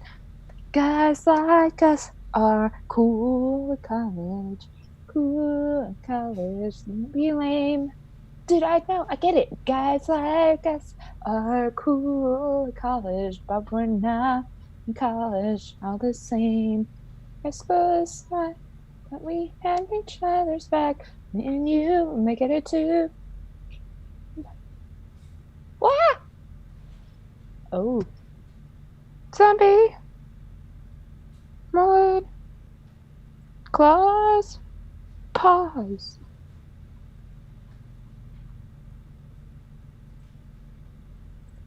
Know that, ooh, I'm my favorite person. Does it mean that I can't still dream? Did we reach? Hey. Answer me.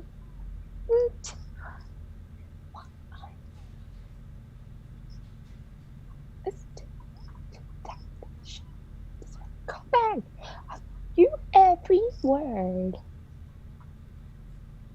General and Colin. General and Colin. General and Colin. Hey. At the end of life's party. I'm in love with this musical right now. As you guys can't tell. Frank, how are you doing? Good.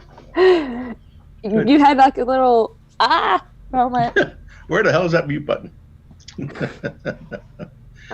good. Doing good. Watching Steph stream during the day. Your streams are so much fun, Steph. You need to go, if you guys haven't already, go follow Steph on her Twitch. Thanks, guys. She has lots of good music to listen to. And it's just fun. Thank you. We have a good time. Mm-hmm. Yes, we do.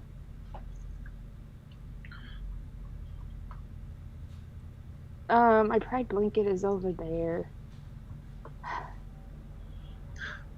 Oh, try to use the force. Call it over to force. Yeah, I gotta show you guys something cute. When you are becoming a future teacher, because I'm majoring in elementary education, you start collecting stuff for your class.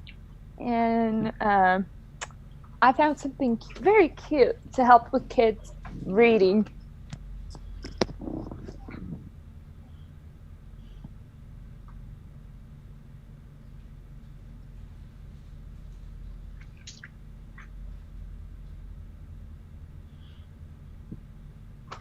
Look at that chair.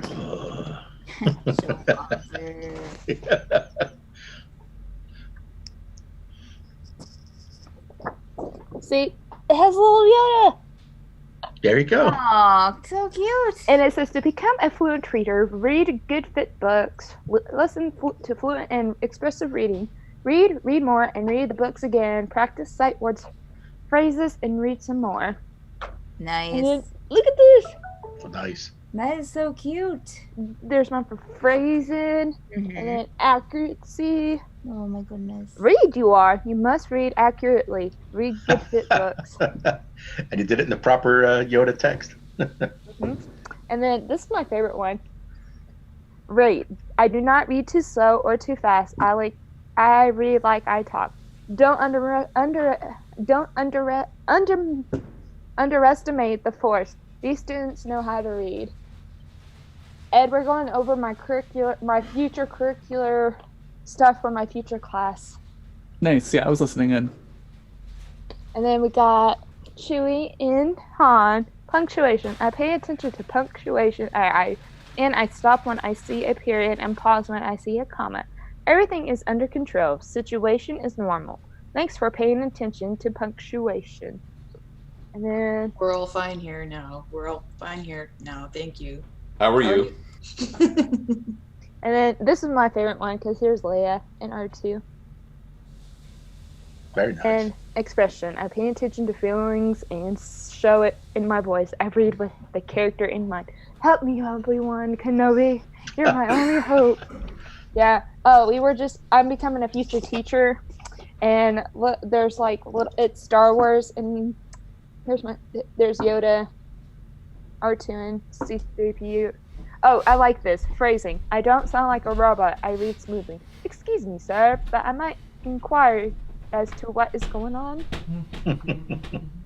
Nice. I like how we're just going over some curriculum, future curriculum, and you can tell it's all Star Wars themed. Ah. Dan, it's so good to see your face again. Oh, thanks. So nice to see all of you. And when I was saying, when you're becoming a future teacher, you start becoming a curriculum hoarder. Oh, yeah. I was like, oh, I can use this for my class in the future. I was like, ooh, it's so good to say that. That's good. It's the same way with an artist. You see. Oh, yeah. Or like any kind of craft project, anything that's crafty, and I'm just like, I could use that. Especially if you get into like cosplay and stuff, you're like, I could use that for a cosplay costume. So now I have like that was me today. Cosplay stuff, like 3 drawers and my thing. Nice. Will I ever use it? Who knows? It's there just You in need to case. add your Twitch link to your name, Steph. To my what?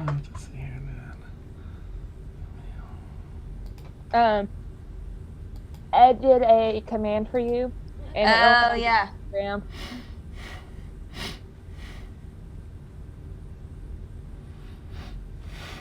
Oh, I got yeah, my sure. command.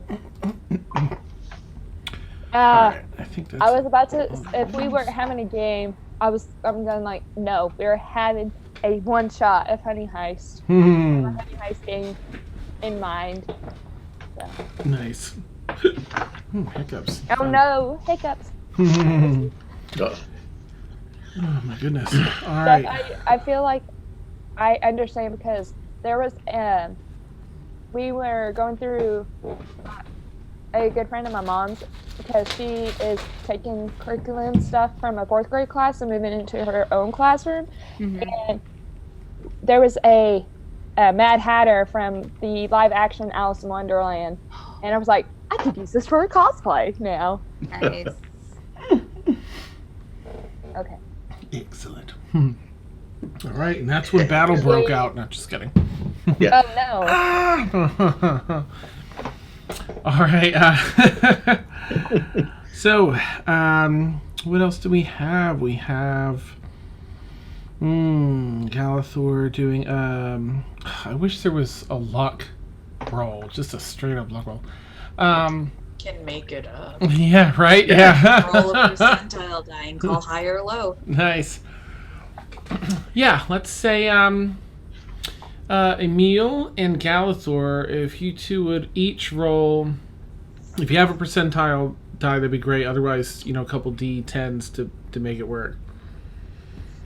And we'll split it 50-50. If you get on separate ends of the 50, then cool. You won't meet one another.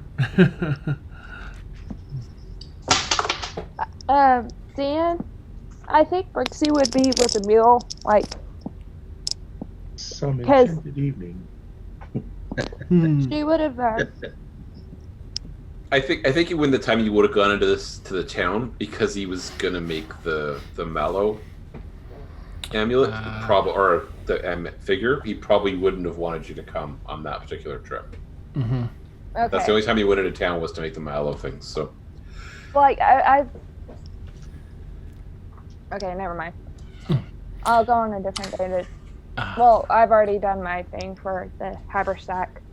That's right. And I think I would check again. Like Same go results. Yeah, it's 3.5 weeks, so they wouldn't have anything different in that time. Okay. But I mean, you go again and ask, and they're like, sorry, still don't have it, but and they take the address again of the keep. Galathor, what did you get? Galathor rolled a 77. And Emil? I rolled 8 less than that. That's still on the same side. Oh, you're both on the same side of 50. All right, exciting. Nice. So I'll just role play it out. I'll say Emil's probably there first. At one of these the houses of ill repute, House of Burlesque, and you're passing out some much needed things for their 2 children in this particular one. It's a rather large House of Burlesque, and there are 2 kids, one 6, the other 5, boy and a girl, that haven't been given the boot yet, but it's probably around the corner. Yeah, absolutely. Oh, thank you, sir. What do we owe you for this? What do we have to do? Do a little. Well, I'll tell you what. You keep it for now, and I may need it later, but you keep it for now, and you're just borrowing it, and all right. If I come back and ask for it, maybe when you've outgrown it, or maybe when there's something else I need it for, then. But if not, then you just keep it for now. Okay. Kind of look at one another. Thank you, Mister. Thank you. And Galathor, you're approaching at this point as they're sort of taking the clothing and thanking Emil. Yes, and they turn to scuttle off. Oh, Emil, I'm not here for. I mean. Galathor. I mean, you're also here. Galathor. I grew up in a place like this. I can't fathom why anybody would be embarrassed. It's fine. Anyways, I grew up in a place like this. I always try and think of the children when I pass through towns. Because sadly, I wasn't much older than those kids, and I was kicked out because I wasn't useful to them anymore. So. Oh, that's. Didn't realize that about you. Well, I can tell you that when I lived in such a place, I was trotted out before dozens of repeat customers and pointed to and said, "Look, this is your child. Pay up." So I've seen a few cons and I've seen a few things. And I understand why the kids are there, and I understand why the kids stop being useful after a while. It's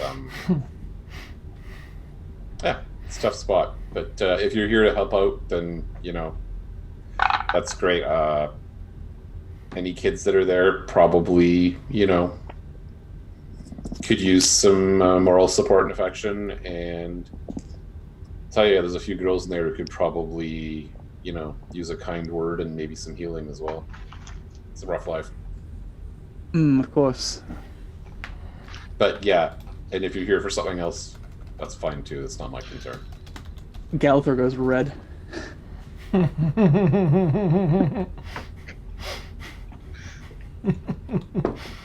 So what are you in town for?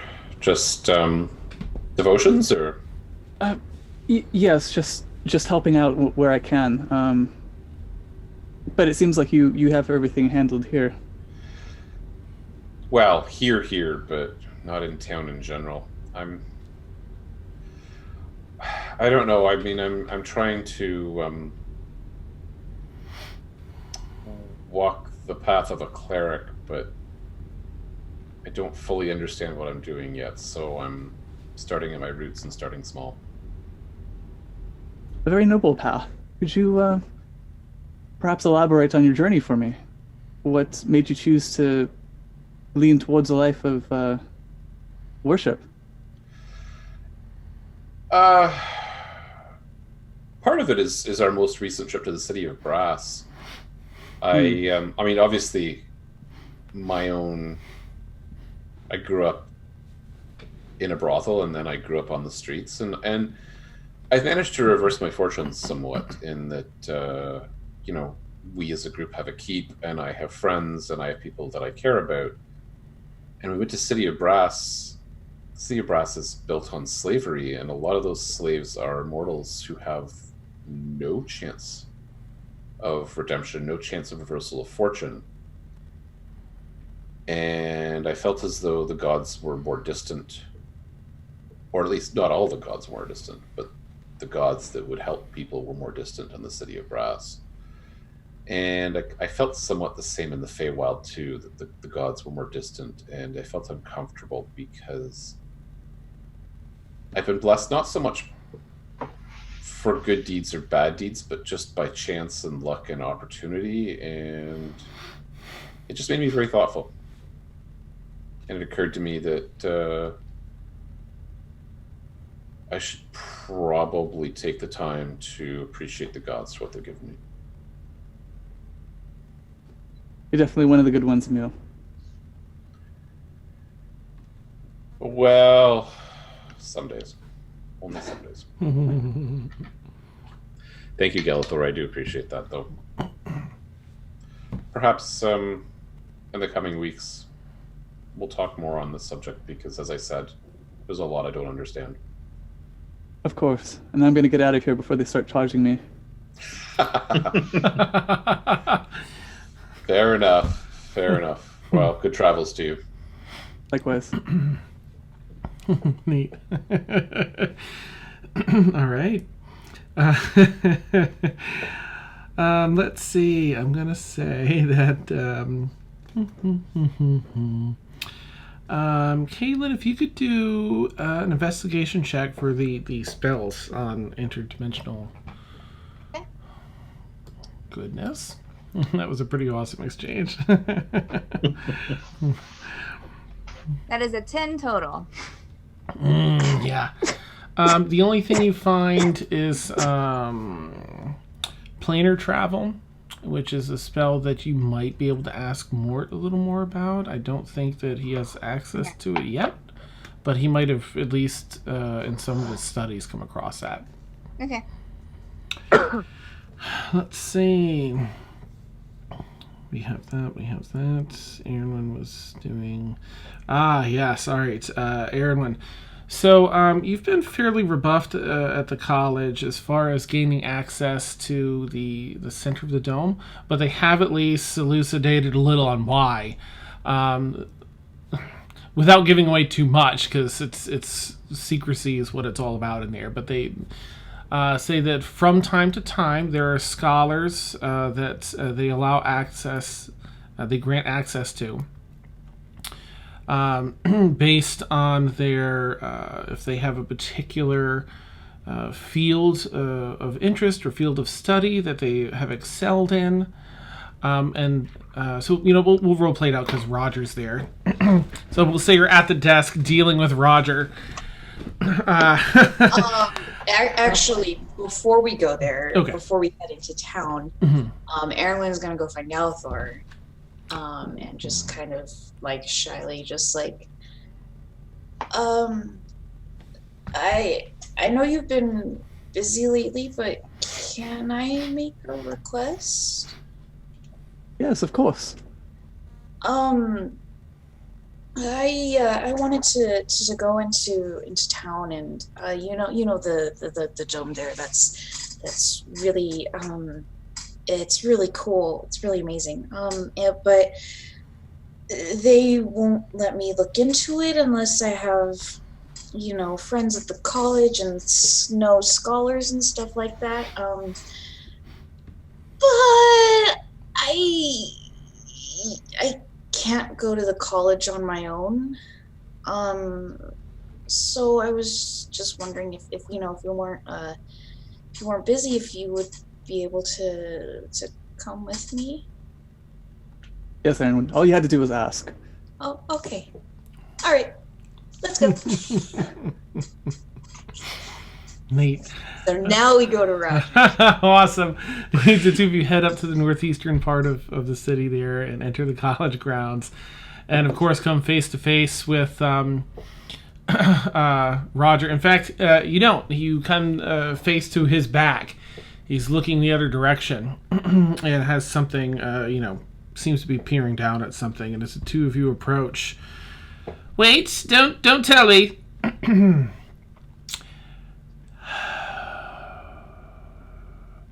Erenwen and Calathor, yes. Aaron, he's quite good. Yeah. And you can see this, like... I kind of glance around him and see... There's a mirror. Like, there's, like, a fairly obvious mirror. I I frostbite it just to cover the surface. Nice. Oh, you got me. That's so nice to see you two. What brings you back? What can I do for you today? Well, I was just hoping, last time I was here, you guys talked about, letting scholars into the dome. Yes. I just wanted to... I really want to go inside. There's all those runes, and it's so cool. How can I get inside? So many runes. There's some that look exactly like mine. I gotta go see. Oh, well, tell me, do you have a speciality or something in particular that? It sounds like do you have an interest in runes, or do you have a scholarly background in them?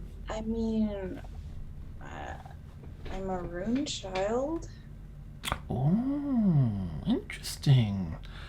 Well, there are no current projects in the dome area. You see him carefully picking his words, but he makes a note of your name, he makes a note on his paper.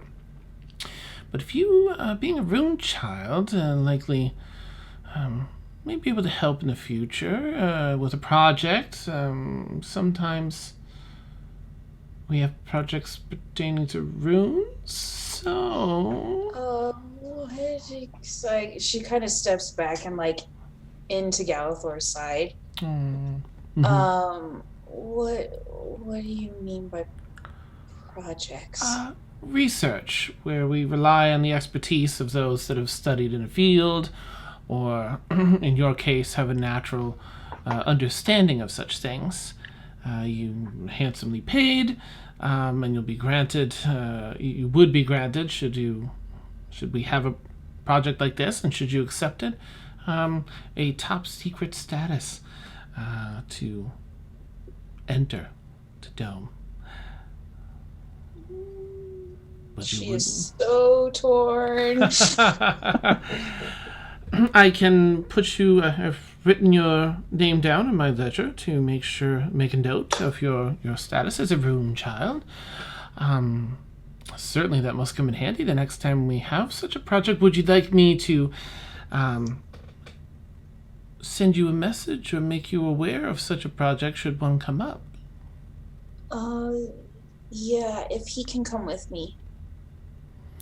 Outside scholars are always allowed a troop of security, just to make themselves feel at home, and for other reasons that may be discussed during, should you be accepted into the project.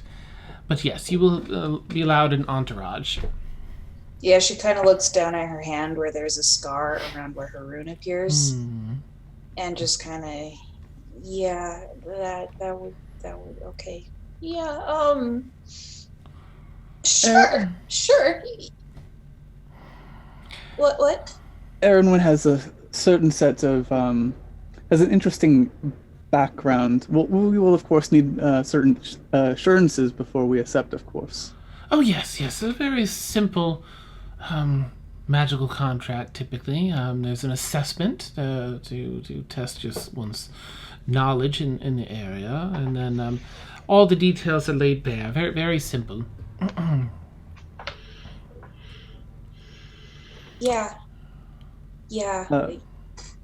Okay. Galithor whispers to Erwin, "I'll be with you every step of the way, of course." Aww. Her heart rune starts to glow. Oh.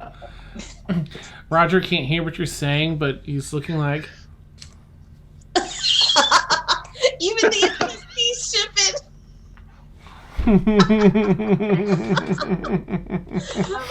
He can read the room, yeah. Hustled. She kind of goes, okay, thank you. Yeah, I'd like that a lot. Wonderful. To be able to help. That's why I left home in the first place, was to learn and to help. So. Oh, good. Well, hopefully you guys are better than the other college. Oh, well, sorry to hear you had such a sour experience at your previous place of academia. Galithor, what was that city where we met? That would have been Bridgeport, if I'm not Yeah. Bexley? Bexley. Bexley. I think the H tower at Bexley. Yeah. Yeah, Bexley. Oh, yes, that scandalous business with the outcast Tensor University grounds, yes? Oh, Yeah. you were there. Oh. Yeah. Has news of that reached here in Zambora? Some circles, yes. Certainly here it was quite a topic of discussion, perhaps a month back or so. News had reached of some very untoward, terrible behavior out there by a rogue campus. You won't find any of that here, I can assure you that. Certainly not on my watch. She's not reassured at all. Nice. She's kind of. Here, perhaps, and he, takes out two, like, kerchiefs and kind of sets them down on the counter. Perhaps, these are in order? But he pinches them and lifts them up, and there's little boxes of, like, candy. Circular boxes of, almost like Valentine's candy, the little individually things. Perhaps these, yes. And tucks the things back into his pocket. They're delicious. Raise the spirits. Please help yourselves. That was fantastic. Oh, thank you. Yes. I take the candy. Nice. And I'll give one to Galithor. It's like, here's your box. Here's my box. Yeah. It's pretty good. It's a varied flavors, but pretty tasty. So is there anything else I can help you with today? Any research material I can help you find, or how can I be of service? Okay, so I don't have access to the dome. What about the library? We do have a library. While it's typically for students, Councilperson Shuffletrot has used some of her influence, and you do have permission to access the standard library. Okay, I'll come back there then.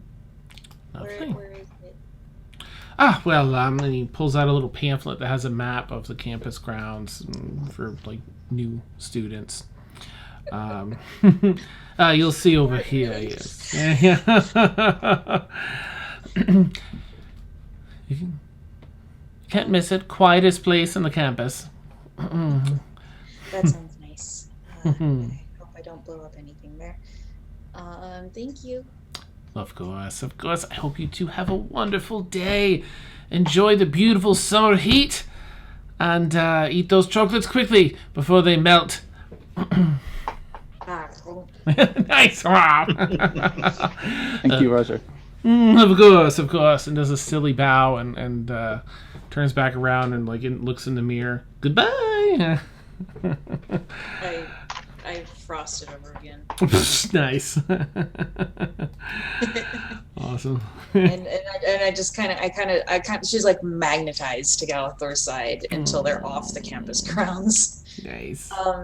And thank you, Galathor. Yeah.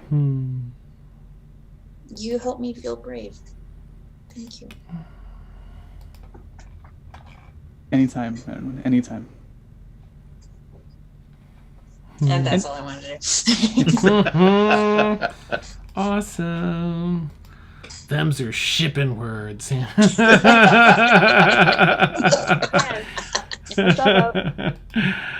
Awesome. Awesome. All right. So we have that going on up there. And Dan, since I now have access to the library, I would like to, whenever Galathor is free, drag him up there again with me. Okay. And I'm going to research and look for any other mentions or stories or legends about other rune childs and what they have done throughout history. So that's also my free time research. So it's just whenever people are free to go up there, so you don't have to think of all the lore right now. Nice. Awesome. All right. So you spend some time digging into that. We've got all of that and this. So Emil, you Yes. during your time in the city, as you were searching around. Let me ask. Okay, so I've got your message pulled up with items 1, 2, and 3. 2 we covered with Galathor there. This is an old Facebook message. Yes. I remember. Okay, I know where we are. Yes. Okay. 1 and 3 can both be done. Do you want me to exclude any of this from today's session? Would you rather have any of it done privately? No, that's fine. We can. Okay. So backtracking a little further, then, in your search through Zambor to find a temple, you found yourself asking in particular about a few things, seeking out information on planar travel, metaphysics, and about Hermod.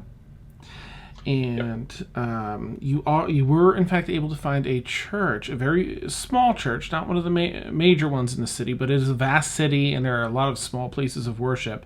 One that is essentially like a large, like a great room built off the side of someone's home. That's strictly for worship. You go through their homestead out to the place of worship, and they're very kind. The two folks, it's 2 gentlemen that live together as partners. They have the whole place set up to welcome people in, and one of them is the preacher essentially for this. And we can roleplay that a little if you like, as far as, but we don't have to if you don't want to. Yeah, no, I'd be curious as to, I'm looking to find some information on one of the less worshipped gods, and I don't know who to ask. I don't know, outside of the big temples, what happens with the smaller gods. So. Gotcha. So I guess I would ask, like, who do these people, like, who do you worship? Who do you? Okay. All right. Let's see. Dan, this is when everybody came back from the city of Brest, right? The 2 days, the 2 extra days that Caelan and Brixie was there. Because if it's that, okay, yeah. So Brixie would have, like, when I remember, she got a pass, and when she entered the city, she was flying to look for Emil. Okay. All right, we can. I'll make a note of that so we can tackle that as well. Let's see. She just wants to. She doesn't want to have interaction. She just wants to make sure that Emil's okay. Gotcha. So once she spots, she's gonna. I think without doing a roll, I feel that Emil, when wanting to be hidden, is probably going to be hidden. Just given his stealth rolls for this part. But eventually, I think you would spot him either on the road, if you were, making rounds and looking on the road. When he's all set in the city, you might spot him on the road. But for this part, it's probably just going to be him. I don't know if we made a roll. I don't remember because Warren brought it up and said I don't. Yeah, all right. You can do perception check with disadvantage because it's a city and he's already in there, so it'd be at disadvantage and it's probably even be when a I'm super flying? high DC. Yeah, there's Okay. It's thousands and tens of thousands of people. Yeah. Cities are his forte. This is what Emil did to stay alive. Like, Yeah. What's with me rolling what is this? Be a perception check, but the DC is gonna disadvantage, and the DC is gonna be. I rolled really a 11 and a 10. high. What? Mhm. Yeah. Oh, yeah. I'm trying to find my perception. That'd be 18 total. With disadvantage, I rolled a 10 and an 11, and my perception is +8. So that'd be 18 total. Okay. Yeah, you still, you look through, and you're just, you don't spot him. It's like a needle in a haystack. But if you loop around long enough, you do know the trail between the city and, but I think he's there for a couple of days. But we'll get back to that in a bit, just in case you catch him on the way home. I was gonna say, if once I do a couple of loop arounds and I don't see him, I'm just gonna make my way back. Or no, what she's going to do is she's going to see what about a permanent pass to come in and out of the city. Okay, nice. All right. Doesn't have to be stealthy. There you go. Beautiful. You She's stop just at the outer gate and you go through the process of just giving your name. They ask for your name first and last, and take a quick sketch, and so on and so forth. And you get you mention councilperson Shuffletrot. And you get the same pass that everyone else has as an honorary citizen of Zambora, even though you live outside of Zambora in the keep. Cool. Tim Hortons, that's awesome. All right.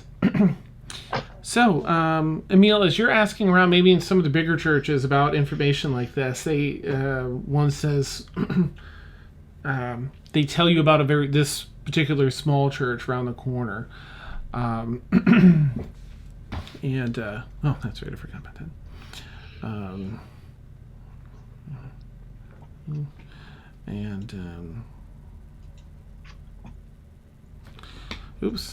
Learn how to write, man. Okay.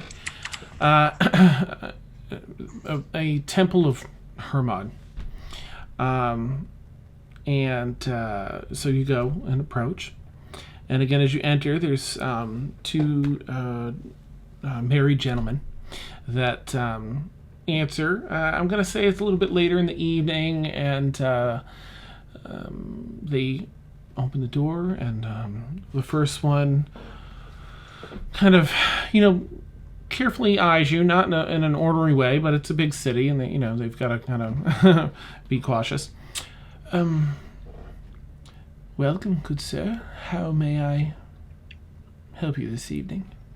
So I think Emil would, because he always kind of plays with his dice when he's nervous, I think he would actually have a few dice out and he would be kind of, maybe just more overtly.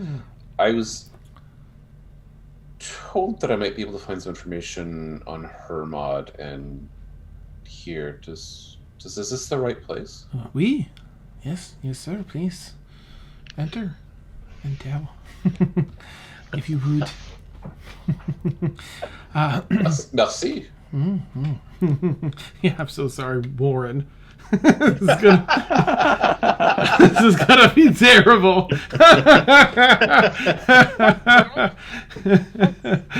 On va faire cet échange en français. I'll take that as a yes. Awesome. Yes, please, Adele, sit down. My name is Frederic, and it is a pleasure to meet you. He holds his hand out to my husband, Jose, is the preacher here, and we worship Hermod. What do you know of Hermod?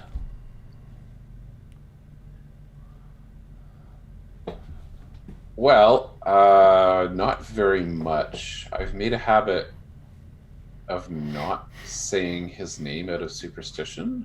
Oh. I don't know if that's right, but I've spent my life believing that the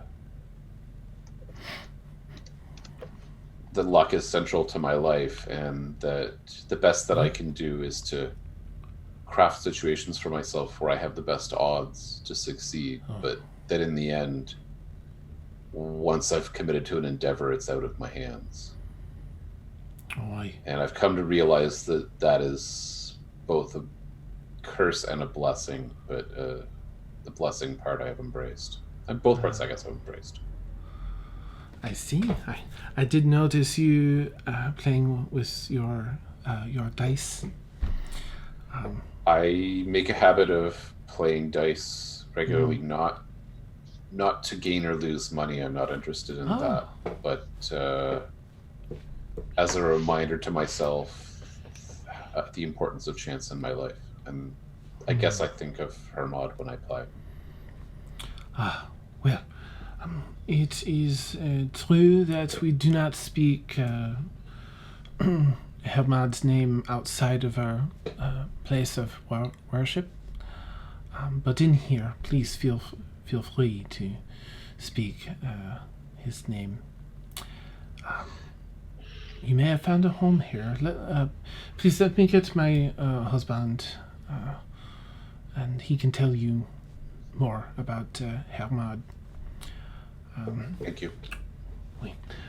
Jose, he calls over, and so this gentleman is a human male. This first, Frederic, is a human male, very fine, sort of thin hair, mostly done over to one side. Has a really narrow, sort of slightly elongated mustache with a little bit of the contouring wax there. So a bit of a Hercule Poirot. Yes, yeah, perfect. And his husband, Jose, comes out, a bit shorter than Frederic, and he's also a human. He has a sort of a stubbly beard, dark black hair, is balding a bit on top, and has not flowing robes or anything, but you can tell he's a man of the cloth, as it were. And you recognize the holy symbol of Hermod, which isn't here in front of me. I don't know why they didn't include that. Anyway, welcome to our place of worship. My name is Jose. He holds a hand out. Emil will shake and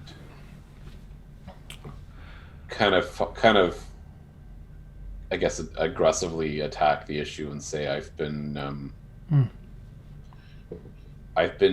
kind of worshiping Hermod in my own way my whole life through a career as a thief and rogue and con man, but lately I've traveled to other planes and I've seen enough things that I've come to value the effect that the gods have on the lives of all of us here in the prime material plane. And I've been considering committing my life to Hermod, not so much as a scholar, but potentially as a cleric, if I can find my way to do that. And if I can use that blessing to guide the adventurers that I work with to have a more positive effect on the world.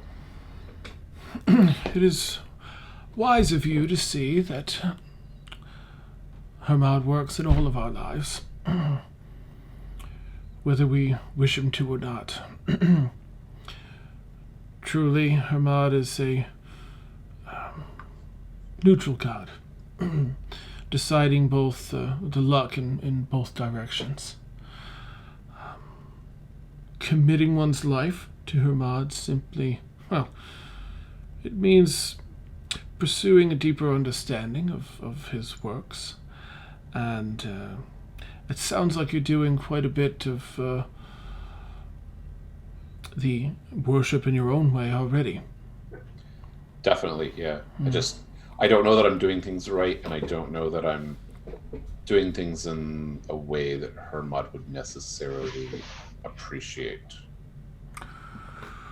It's that gap in knowledge. I have this strong belief in my heart, but I lack the knowledge to understand how to best apply myself.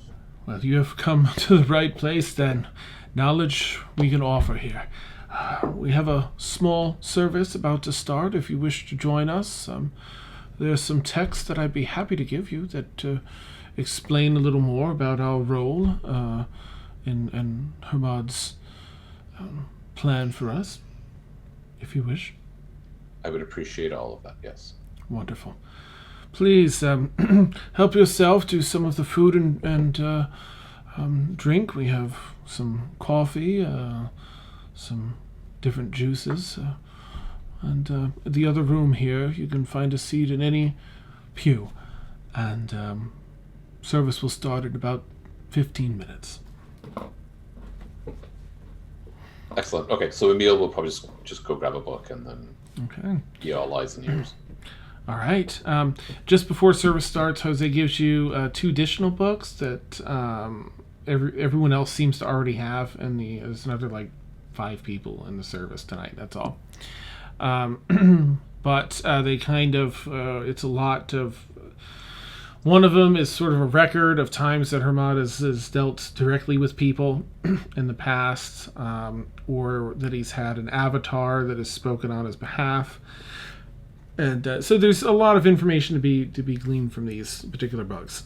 The things you learn mostly is that it's chaotic neutral. He in most of the stories he's carrying a rapier. And that he's all about luck, travel, and chaos, and that there are sort of different paths for different, not each follower has to follow all of those paths, but there's different things open to different followers. But he's big on, again, luck, communication, and freedom, and fortune and luck for luck's sake, and not for the big thing is cheating, which kind of rings true to you, as cheating is not, it goes against everything that he stands for. So you pick up a fair bit of knowledge here, and Jose offers for the next few Sundays there'll be a service. And if you want to participate, you can talk more about a cleric's role, what that looks like under Hermod. He offers anyway. Okay, I mean,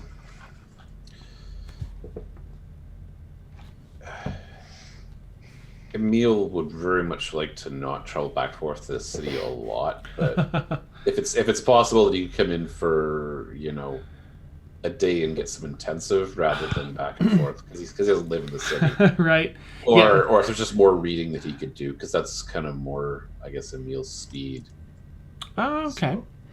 So, yeah. he'll ask anyways. Yeah, Jose says, yeah, he can definitely do that. In fact, he offers the following day, because I know you're going to be in town for a couple days here. It's the first couple days, so he can just say the next day if you want. Or you're welcome to stay there the night, and he can kind of go cover some tonight and in the morning and get you pointed in the right direction. Okay, sounds good. All right. He does reference over that night designing yourself a holy symbol, something that represents Hermod, as he doesn't have any particular holy symbol after looking it up here. So okay, I mentioned the possibility of using my dice, and my silver working to build an own personal symbol. That's amazing. So you go ahead and once you're back, and we can do that another time. You can do that. That's easy. You don't have to roll for any of that. You're able to do that. Okay. All right, and I feel like that's the Owlbear. So Brixie, you did say that you wanted to ask Emil learn about his deity and stuff. So I'll kind of set the scene as the two of you on one of your trips out in the woods learning about stealth, if you wanted to pursue that and roleplay that. I mean, Warren, it's up to you because you sent me. Yeah, we can send this offline. We can roleplay it or not. I'm happy either way. I mean, it's up to you, really, but I don't care. I don't think we need to roleplay it, but okay. Yeah. It's definitely something that would happen. So yeah. So some things happen out in the woods that pertain to that.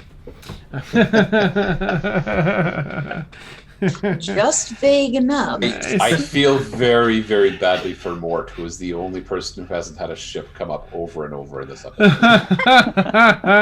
Awesome.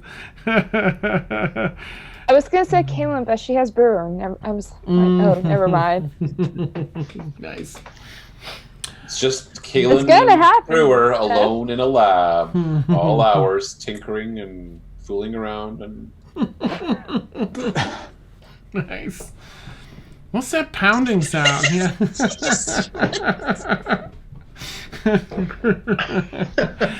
Oh, that's awesome. Okay. Well, we return to our calm, peaceful Sunday afternoon. We don't. Okay, go ahead, Caitlin. Sorry. Were you wrapping up like stuff that we were doing? Yeah, Nate, if you've got more, fire it at me. I just have I have one thing that for Kaylin. Yeah. I went to it would probably be towards the end of the time, like right before you start in, so it's perfect timing anyways. I went to seek out Emil. Okay. So I will just putting aside my. Oh, okay. Before Steph, you get on the roll of what you were doing. I think Sorry. I think after we talked, I would have given Emil the dice that I made him. So. Yeah, that would make sense. Okay. Yeah. Okay. Yeah. All right. Fire away, Kaylin. Okay. So I would. Kaylin's gonna look for Emil. Once she finds him. Again, she probably looks a mess and a wreck. Hair is just everywhere. Probably still smells. Probably hasn't showered or bathed or whatever. Not showered, but bathed yet. Kind of in a frenzy. Not in a frenzy, but just kind of like still very focused. I'll find Emil and just I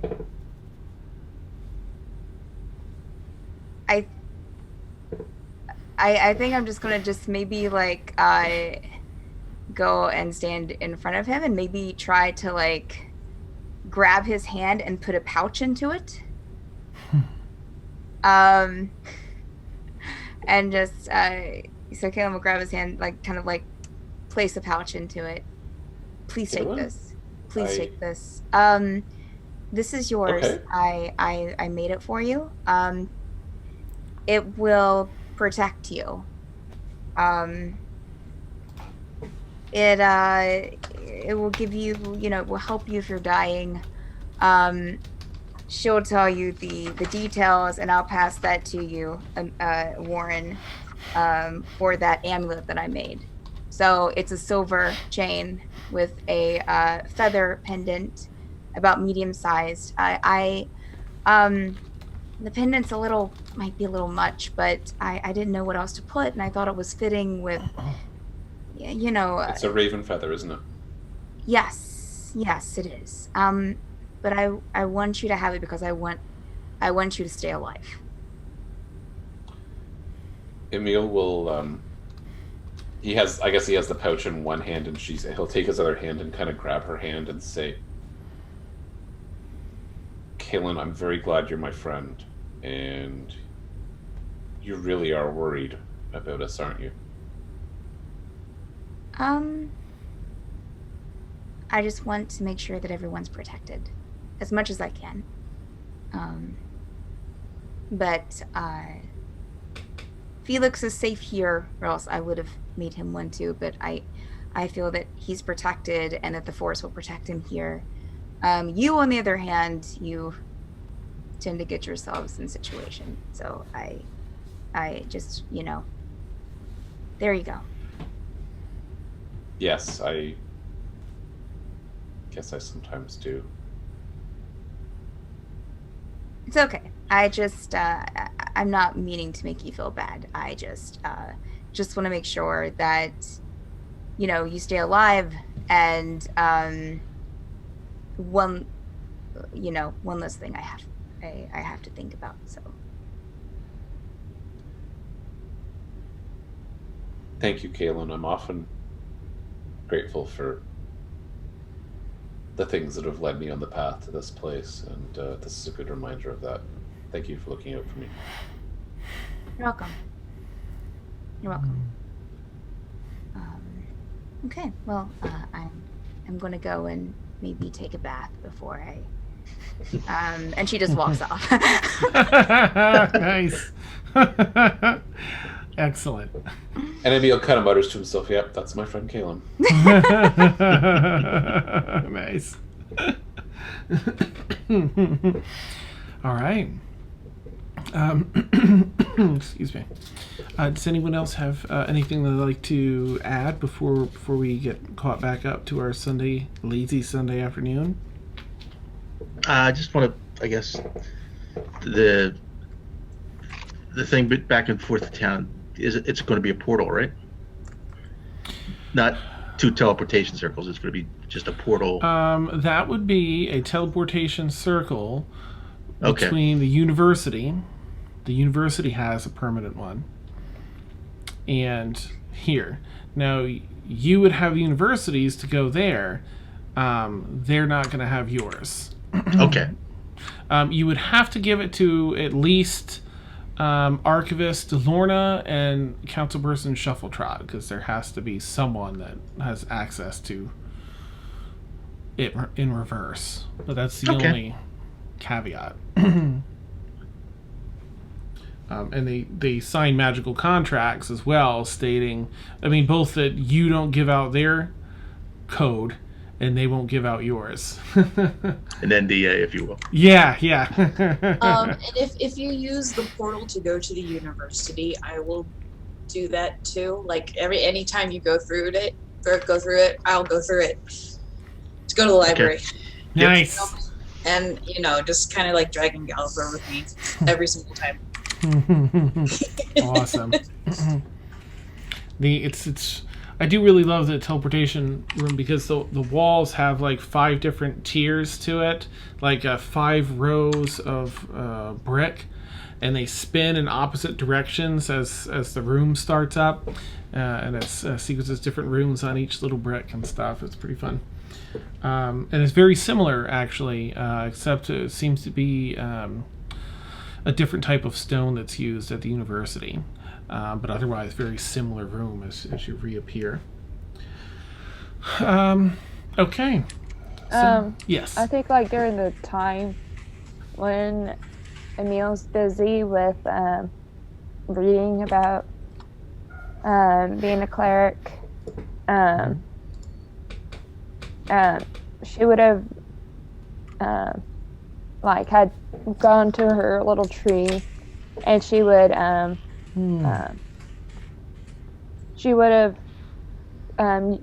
talked to Seb, because I remember like Seb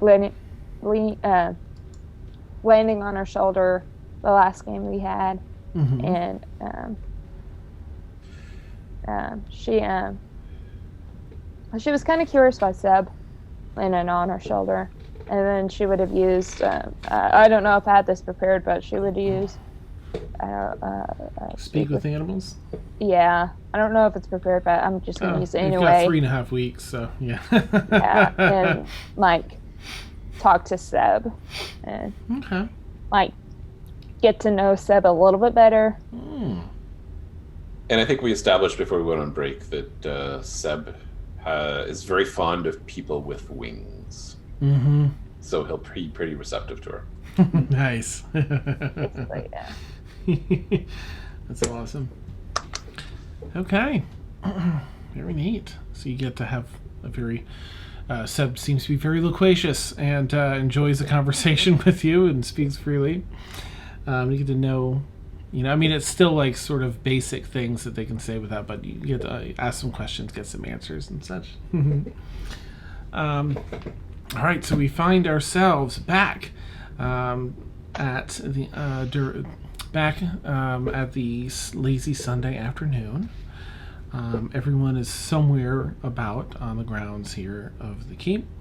Kaylin, having had said bath, but going back to the the room. And where would everyone else like to be this Sunday afternoon in the keep? Just so I have an idea. I think Brixie would be on the little stage playing her in like the dining room, and she would just be sitting on the edge and just playing her pan flute. Oh, nice. She has not touched in a while, so she might be a little rusty. Okay. Just for fun, can I just roll a performance check? Please do. Absolutely. Let's see. Fun skin man. No. Oh, that completely fell off my chair. Yeah. Were you playing in your room or the perfectly prepared stage that we have in the keep? Oh, that's right. Yep. Oh, yeah, we have a stage. Yep. A karaoke stage.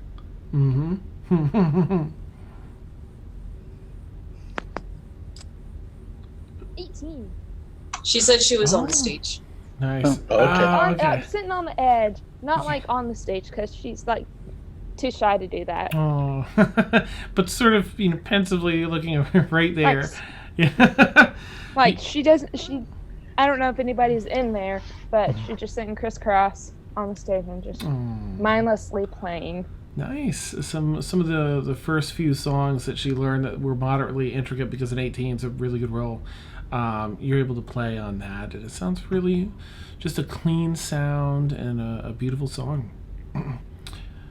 And Kaylin, you're okay with being in that room, or did you want to be somewhere else? I didn't.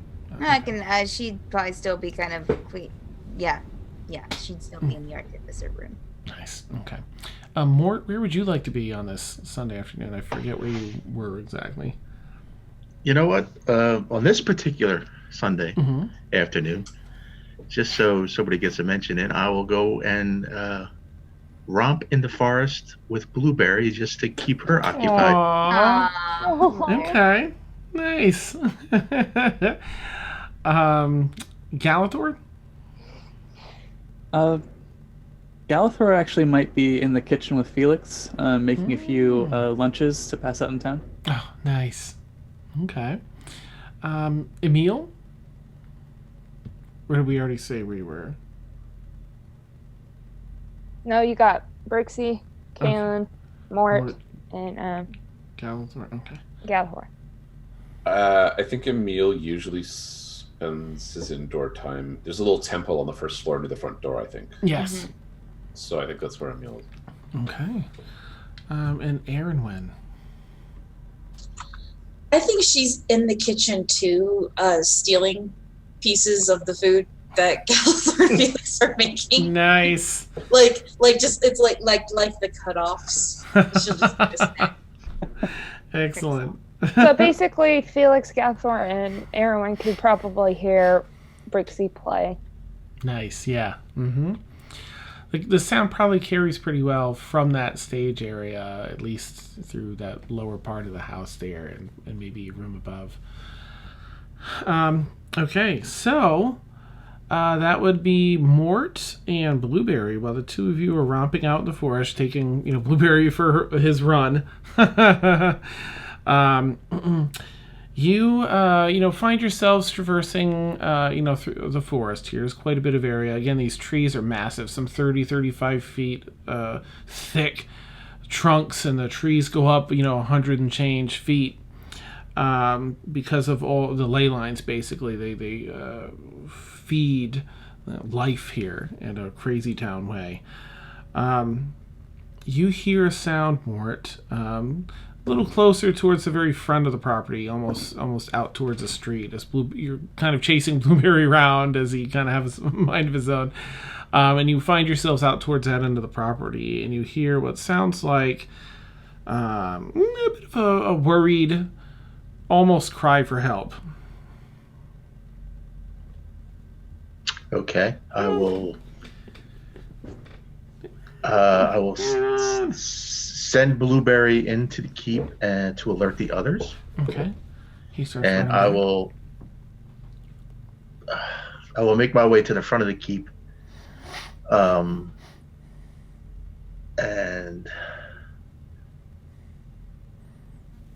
this is way out towards the front of the property.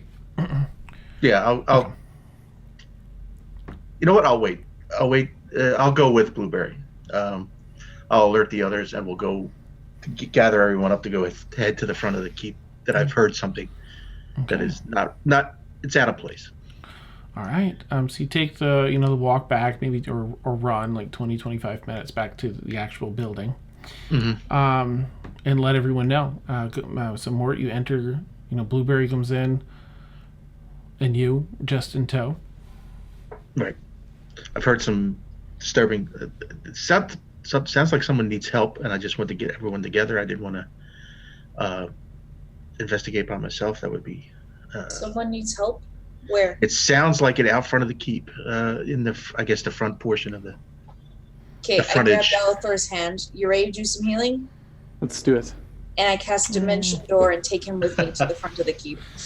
Okay, so how far is the I'm gonna walk out. How far is it from the keep to the front of the property there? Yeah. That's pretty far. You've got 500 acres, and the keep itself is in the middle. I mean, where do I see Galathor and Erwin? They get a really good head start heading west towards the road. It's 400 feet is Dimension Door, so I take us as close as as far as Isn't it 500? I think you get a little more. Isn't it 5? Yeah, I think it's 500. Yeah. It is. Boof, boof. Okay, I'm gonna. It is 500. Yes, it is 500. So yeah, going as far as I can. Awesome. Okay, so I'm gonna try this. Mm-hmm. I forgot to mention this on my downtime, but I'm gonna run as fast as I can, and then when I get like 60 feet close, I'm gonna use Hidden Pass, which I could teleport. I can teleport up to 60 feet in unoccupied space I can see. Up to 60 feet. So I'm going to run and then teleport. Okay. I just wanted to try it. All right. Yeah. And which one is this? The It's the Hidden Pass. It's a Circle of the Dreams. Oh, sure. Okay. All right, and it teleports you the 60 feet? And then I have 2 left. Nice. Because it says I can use this feature a number of times equal to my wisdom modifier minus of once. Enrique, blah, blah, blah. I get them back on a long rest, so I have 2 left. Okay. Yeah, that sounds right. All right. Plus 4. Yeah. So, you're right behind Aaron and Galathor that have a good head start. They traverse, 500 feet.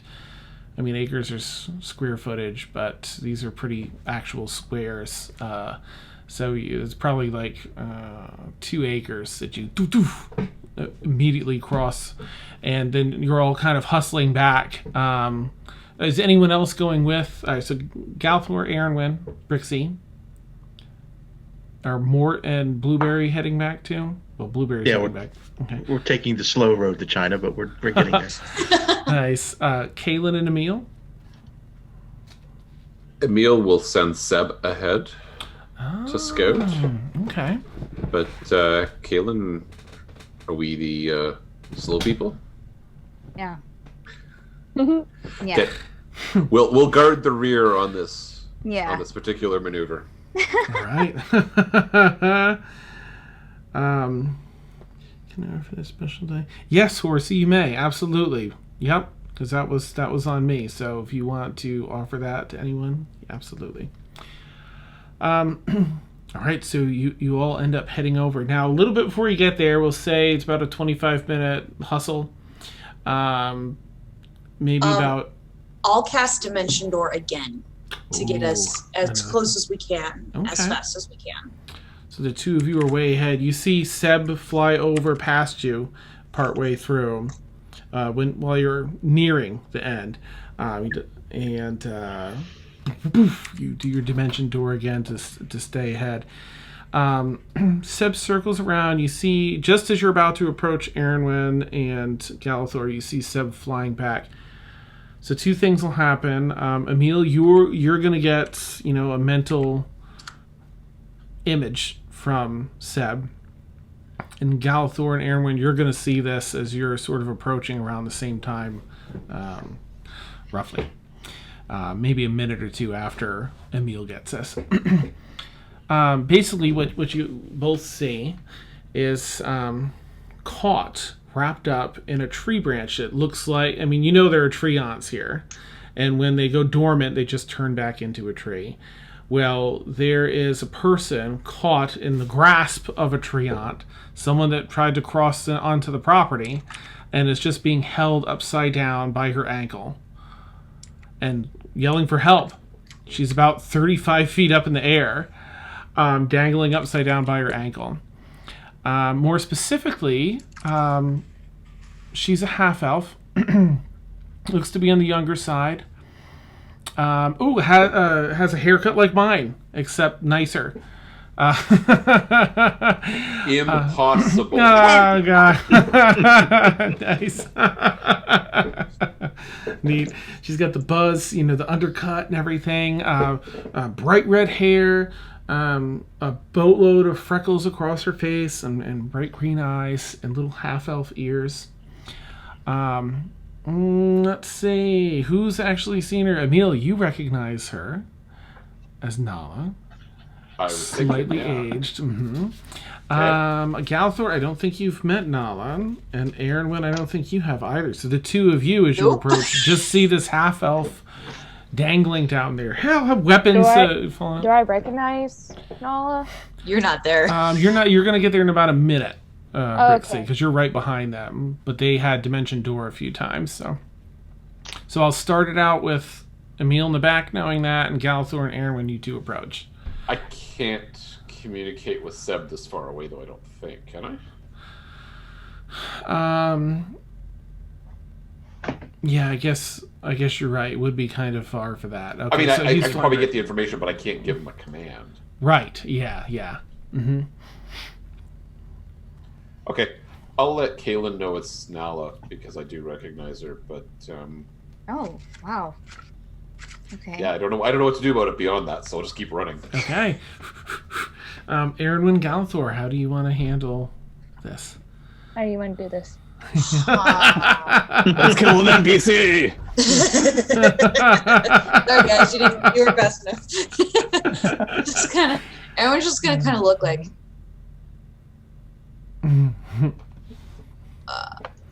We have a pet tree? Excuse me. Have you lost your Me- way? I'm I'm looking for someone. I came here. I was supposed to wait for someone, and I didn't. I'm looking for. Oh gosh, Emil, did she have your actual name? I can't recall. Pretty sure she did. Okay, Emil. I'm here for Emil. But this tree, stay back. It came to life and picked me up. You're probably thinking I'm crazy, but I'm not, because it looks like just a regular tree now. But that's how I'm caught up in this. No, you ran into our security there. You say you know Emil? Yes. I'm gonna insight check her. Oh, go ahead. My head hurts. I'd like to get down. Am I there yet? 'Cause Almost. I would have flew. Erwin has a -1 to insight. Nice. 11. Ah. bad. Tough to tell. Like, it seems like she's being genuine. My head, the blood's going to my head, and I've been here for a while, like 45 minutes or an hour. I guess it'd be like an hour and a half, because it would have been an hour to run back and back again. Yeah, because when we have an emergency, we do an hour run first.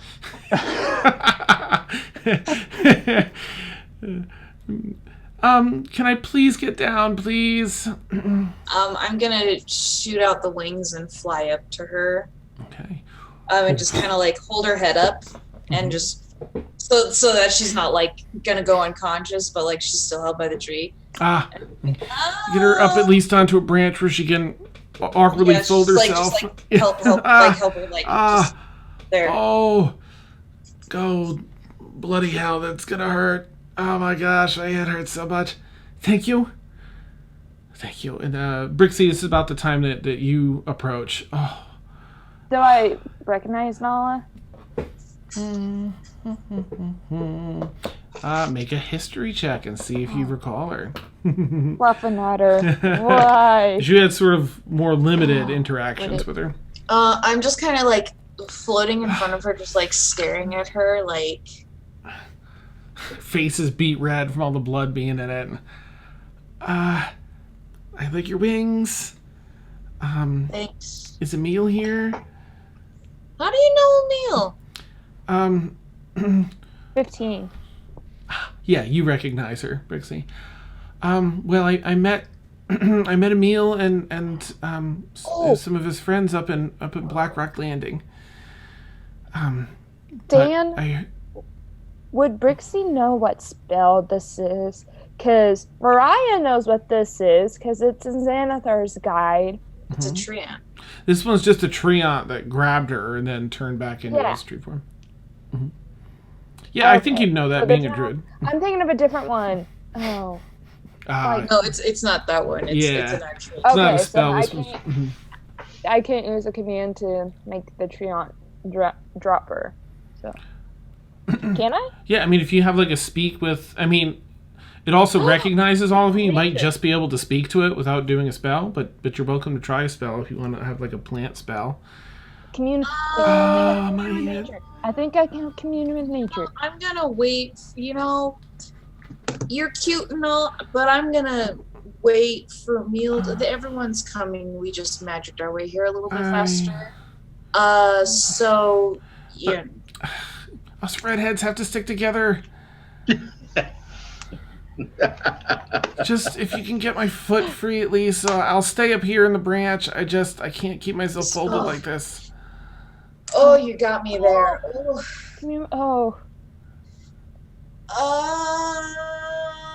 Okay, I just cast.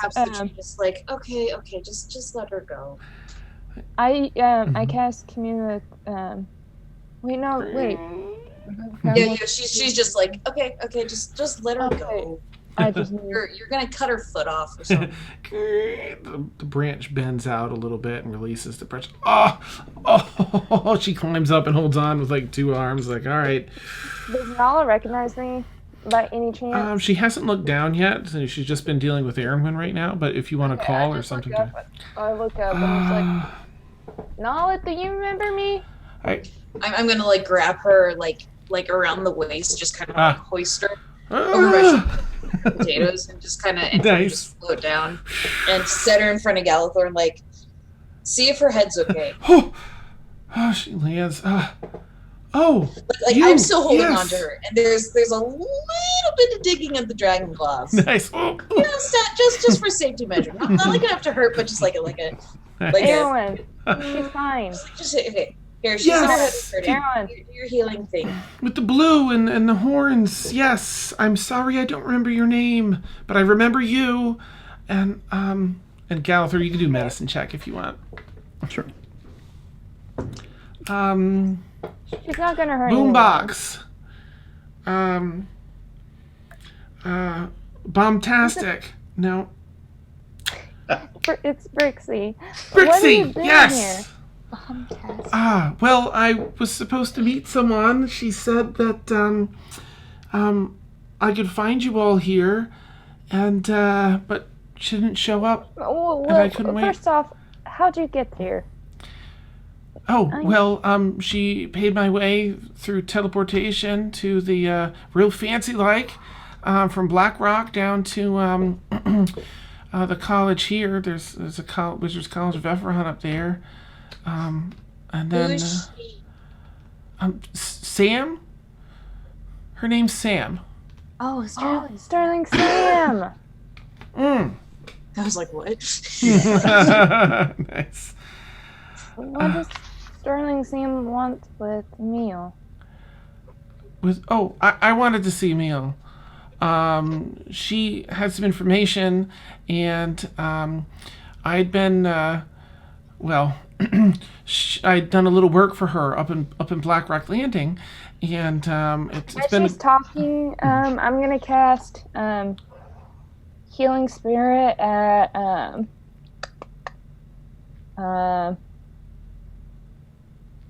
third level. Oh, okay. Neat. As she's talking, and so my dryad appears. Nice. Woo!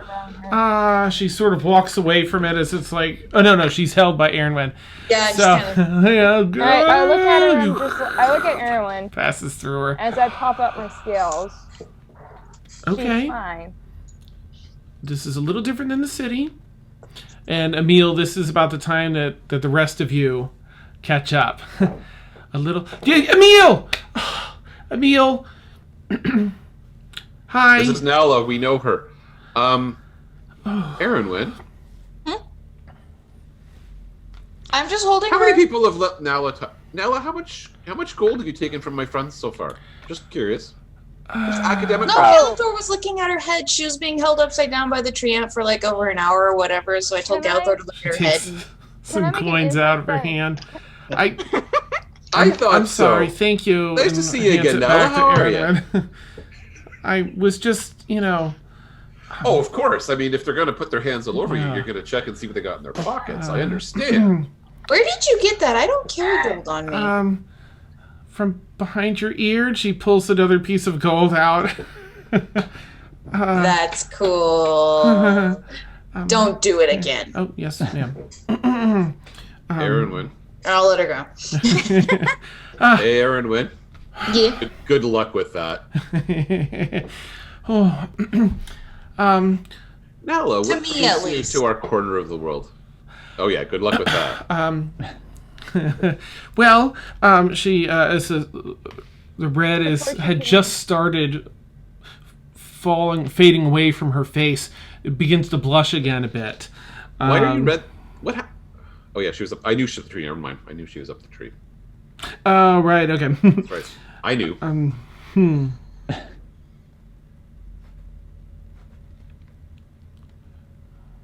Okay. And the blush starts to come back. And she prepares herself like she's got a speech prepared or something. I,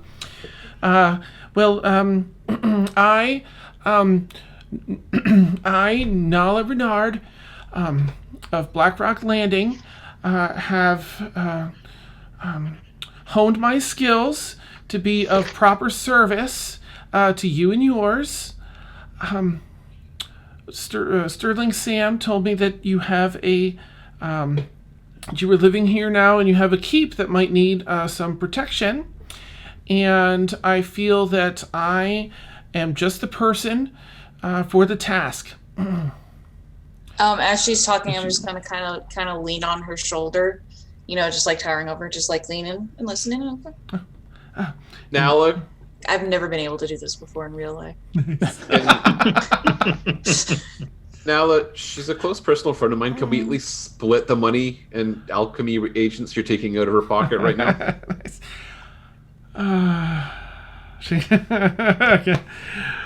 Ching ching. That's another. You're good. Sorry.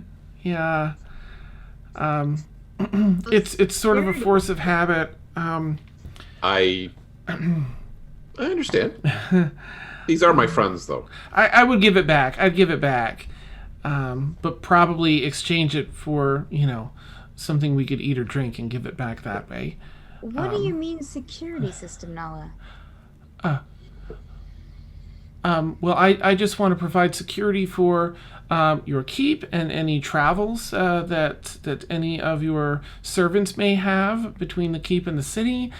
Sterling Sam, you might be in need of something like that.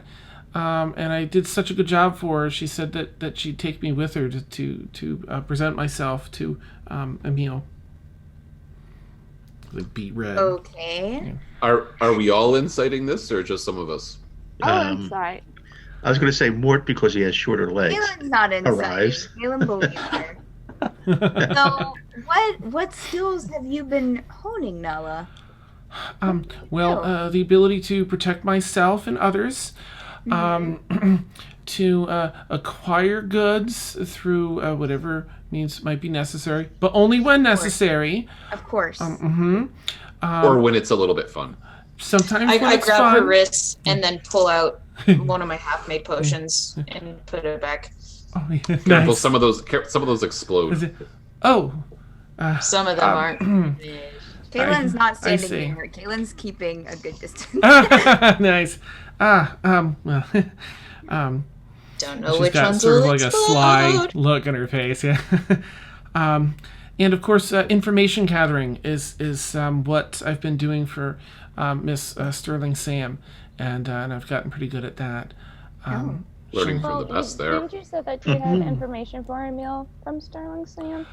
Yes, she was going to meet me either outside of the city or on the road, and I was supposed to wait a little bit longer if she didn't arrive, but I just got kind of anxious, and I've sort of been preparing what I wanted to say, and I was in a good headspace for it. I didn't want to forget anything, and so I kind of rushed in, but I didn't get very far, as you can tell.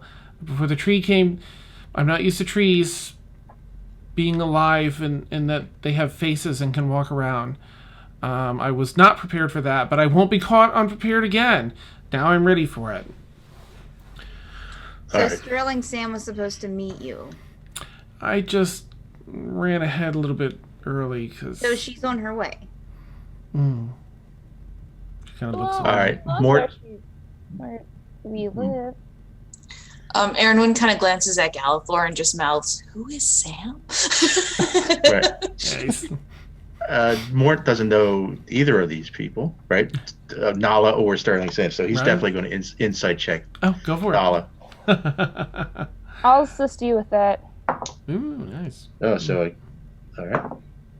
Mm. All right, that was, hold on, my eyes are tonight. A 3 plus a 5, 8. Okay. Yeah, she's being sincere. Best Do you you can tell. know how to use any weapons, Nala? I do. She kind of pats around at like her rib cage, and from within we the can probably belt- find Felix's lamplighter staff if you're still interested in that one. Yeah, I'm still sorry about that. And thank you again. You really made a big difference in my life. I think you were the first person that didn't see me as just a child that was a thief and someone to be punished or hit, but as a person just trying to get by. Can I But that I burn was a my really cool insight? weapon. Oh yeah, good. what's that for tonight's roll? What's that, an 8 or a 12? Oh, the inspiration. Over tonight, it's a. I think it's a 10. It's whatever the bards are, and you're level. For level 10. 10, it would be a 10. Okay. Okay. Let's see if I can get any closer. An 8. So now it's 5 and 3 is 8, 16. Okay. Yeah, she seems to be being truthful and honest. Okay. Confirmed. Okay. Okay. Yeah. Sorry, I rolled a 19 earlier too. I don't know if you saw it in Fantasy Grounds. Oh, sorry. okay. Oh, there it is. Yeah. But I mean, it's been my dream to work hard and become a better person and a better at what I do. And I wanted to return that service to you and yours. To kind of looks around at everyone, seeing some new faces. Right. We do have some people you haven't met. You've met all my stuff, though, apparently. You've met Erin Wynn and some of her belongings. We also have Galathor, Morty, Pleasure. Mortimer, and also Blueberry. Oh, you have a puppy! How sweet! Blueberry's But, He'll bite your face off. Oh, all right. No. Unless you give him sausages. He loves sausages. I will make sure I'm prepared in the future with sausages. I mean, I keep some raw meat to it's a good way to get around guard dogs and stuff. She takes that out and kind of tosses it over to Blueberry that gobbles it up. It's a pleasure to meet you all. I'm Nala. Good to see you again, Nala. It's good to see you, Emil. I'll incite that. Go for it. Friendly, or because she was a little bit romantically stricken last time, I think. And I'm Okay, gotcha. hoping boy. she's not, but She's 100% teenage girl with a crush. Sorry, Nala. He's taken. Ooh, nice roll. Awesome. Oh boy. Brixie's giving daggers over. initiative is rolled. Combat begins. Awesome.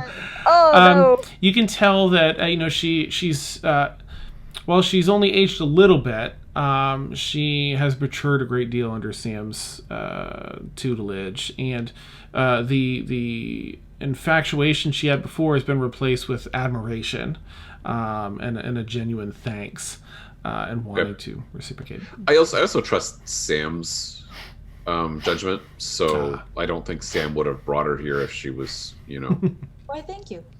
Nice. Awesome. Why don't we continue this discussion not under the ends? Why don't you come back to the keep? Is there anything that I can do with my vampiric senses to sense if I sense Sam coming? Like, do I have? I don't think I do, but well, there's something interesting that's been at the boiling point. So if you feel like you would try to sense, I think I would, because I'm a little worried because Sam's pretty important. And she's not the type to run late, you would think. Okay. Okay, neat. All right, if you could make a wisdom check, please, as your... Well, stepped in it now, Emil. Yep, here we go. 130 now. Sorry, that was a wisdom check, was it? Yes. Can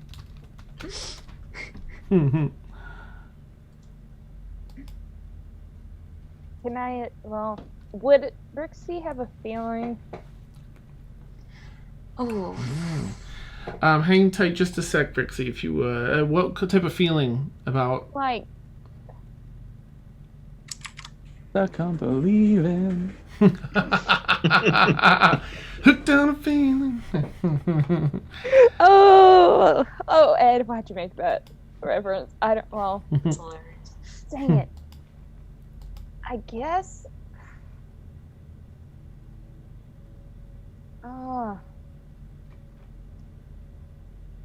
I would feel like Brixie, since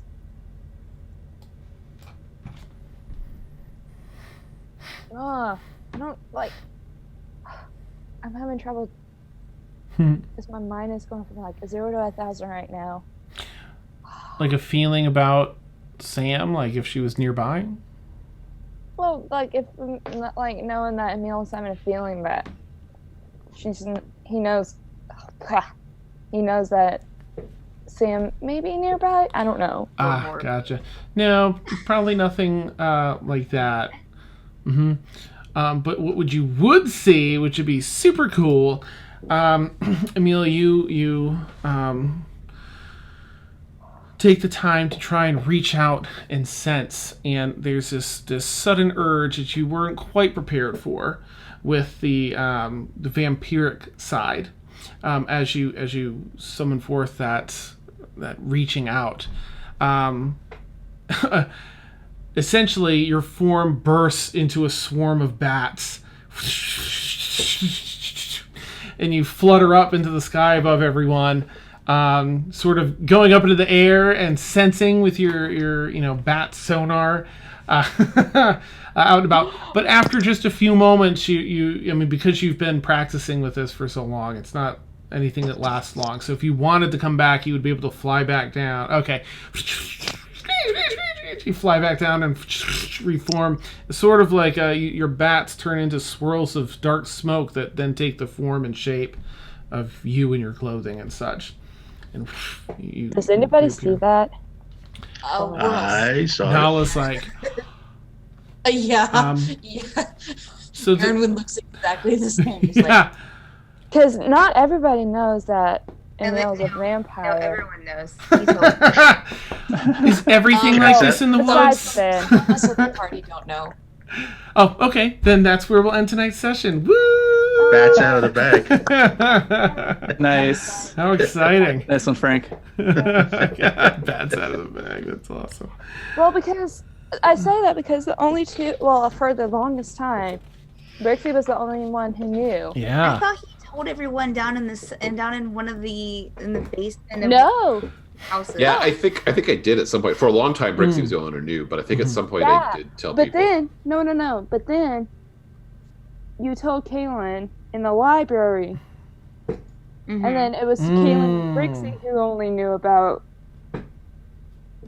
Great, now I have to go watch 10 episodes. I know, I'm like, That's why I'm stuck. Wait, not everybody knows. I might have. They know now, yeah. I might actually have it marked in my notes that when he said something. That does anybody know? Exciting. Folks at home can go check out our wiki where every episode has a brief summary. Awesome. Oh, and also Dan Bombastic Brixie is a thing now. Awesome. Randy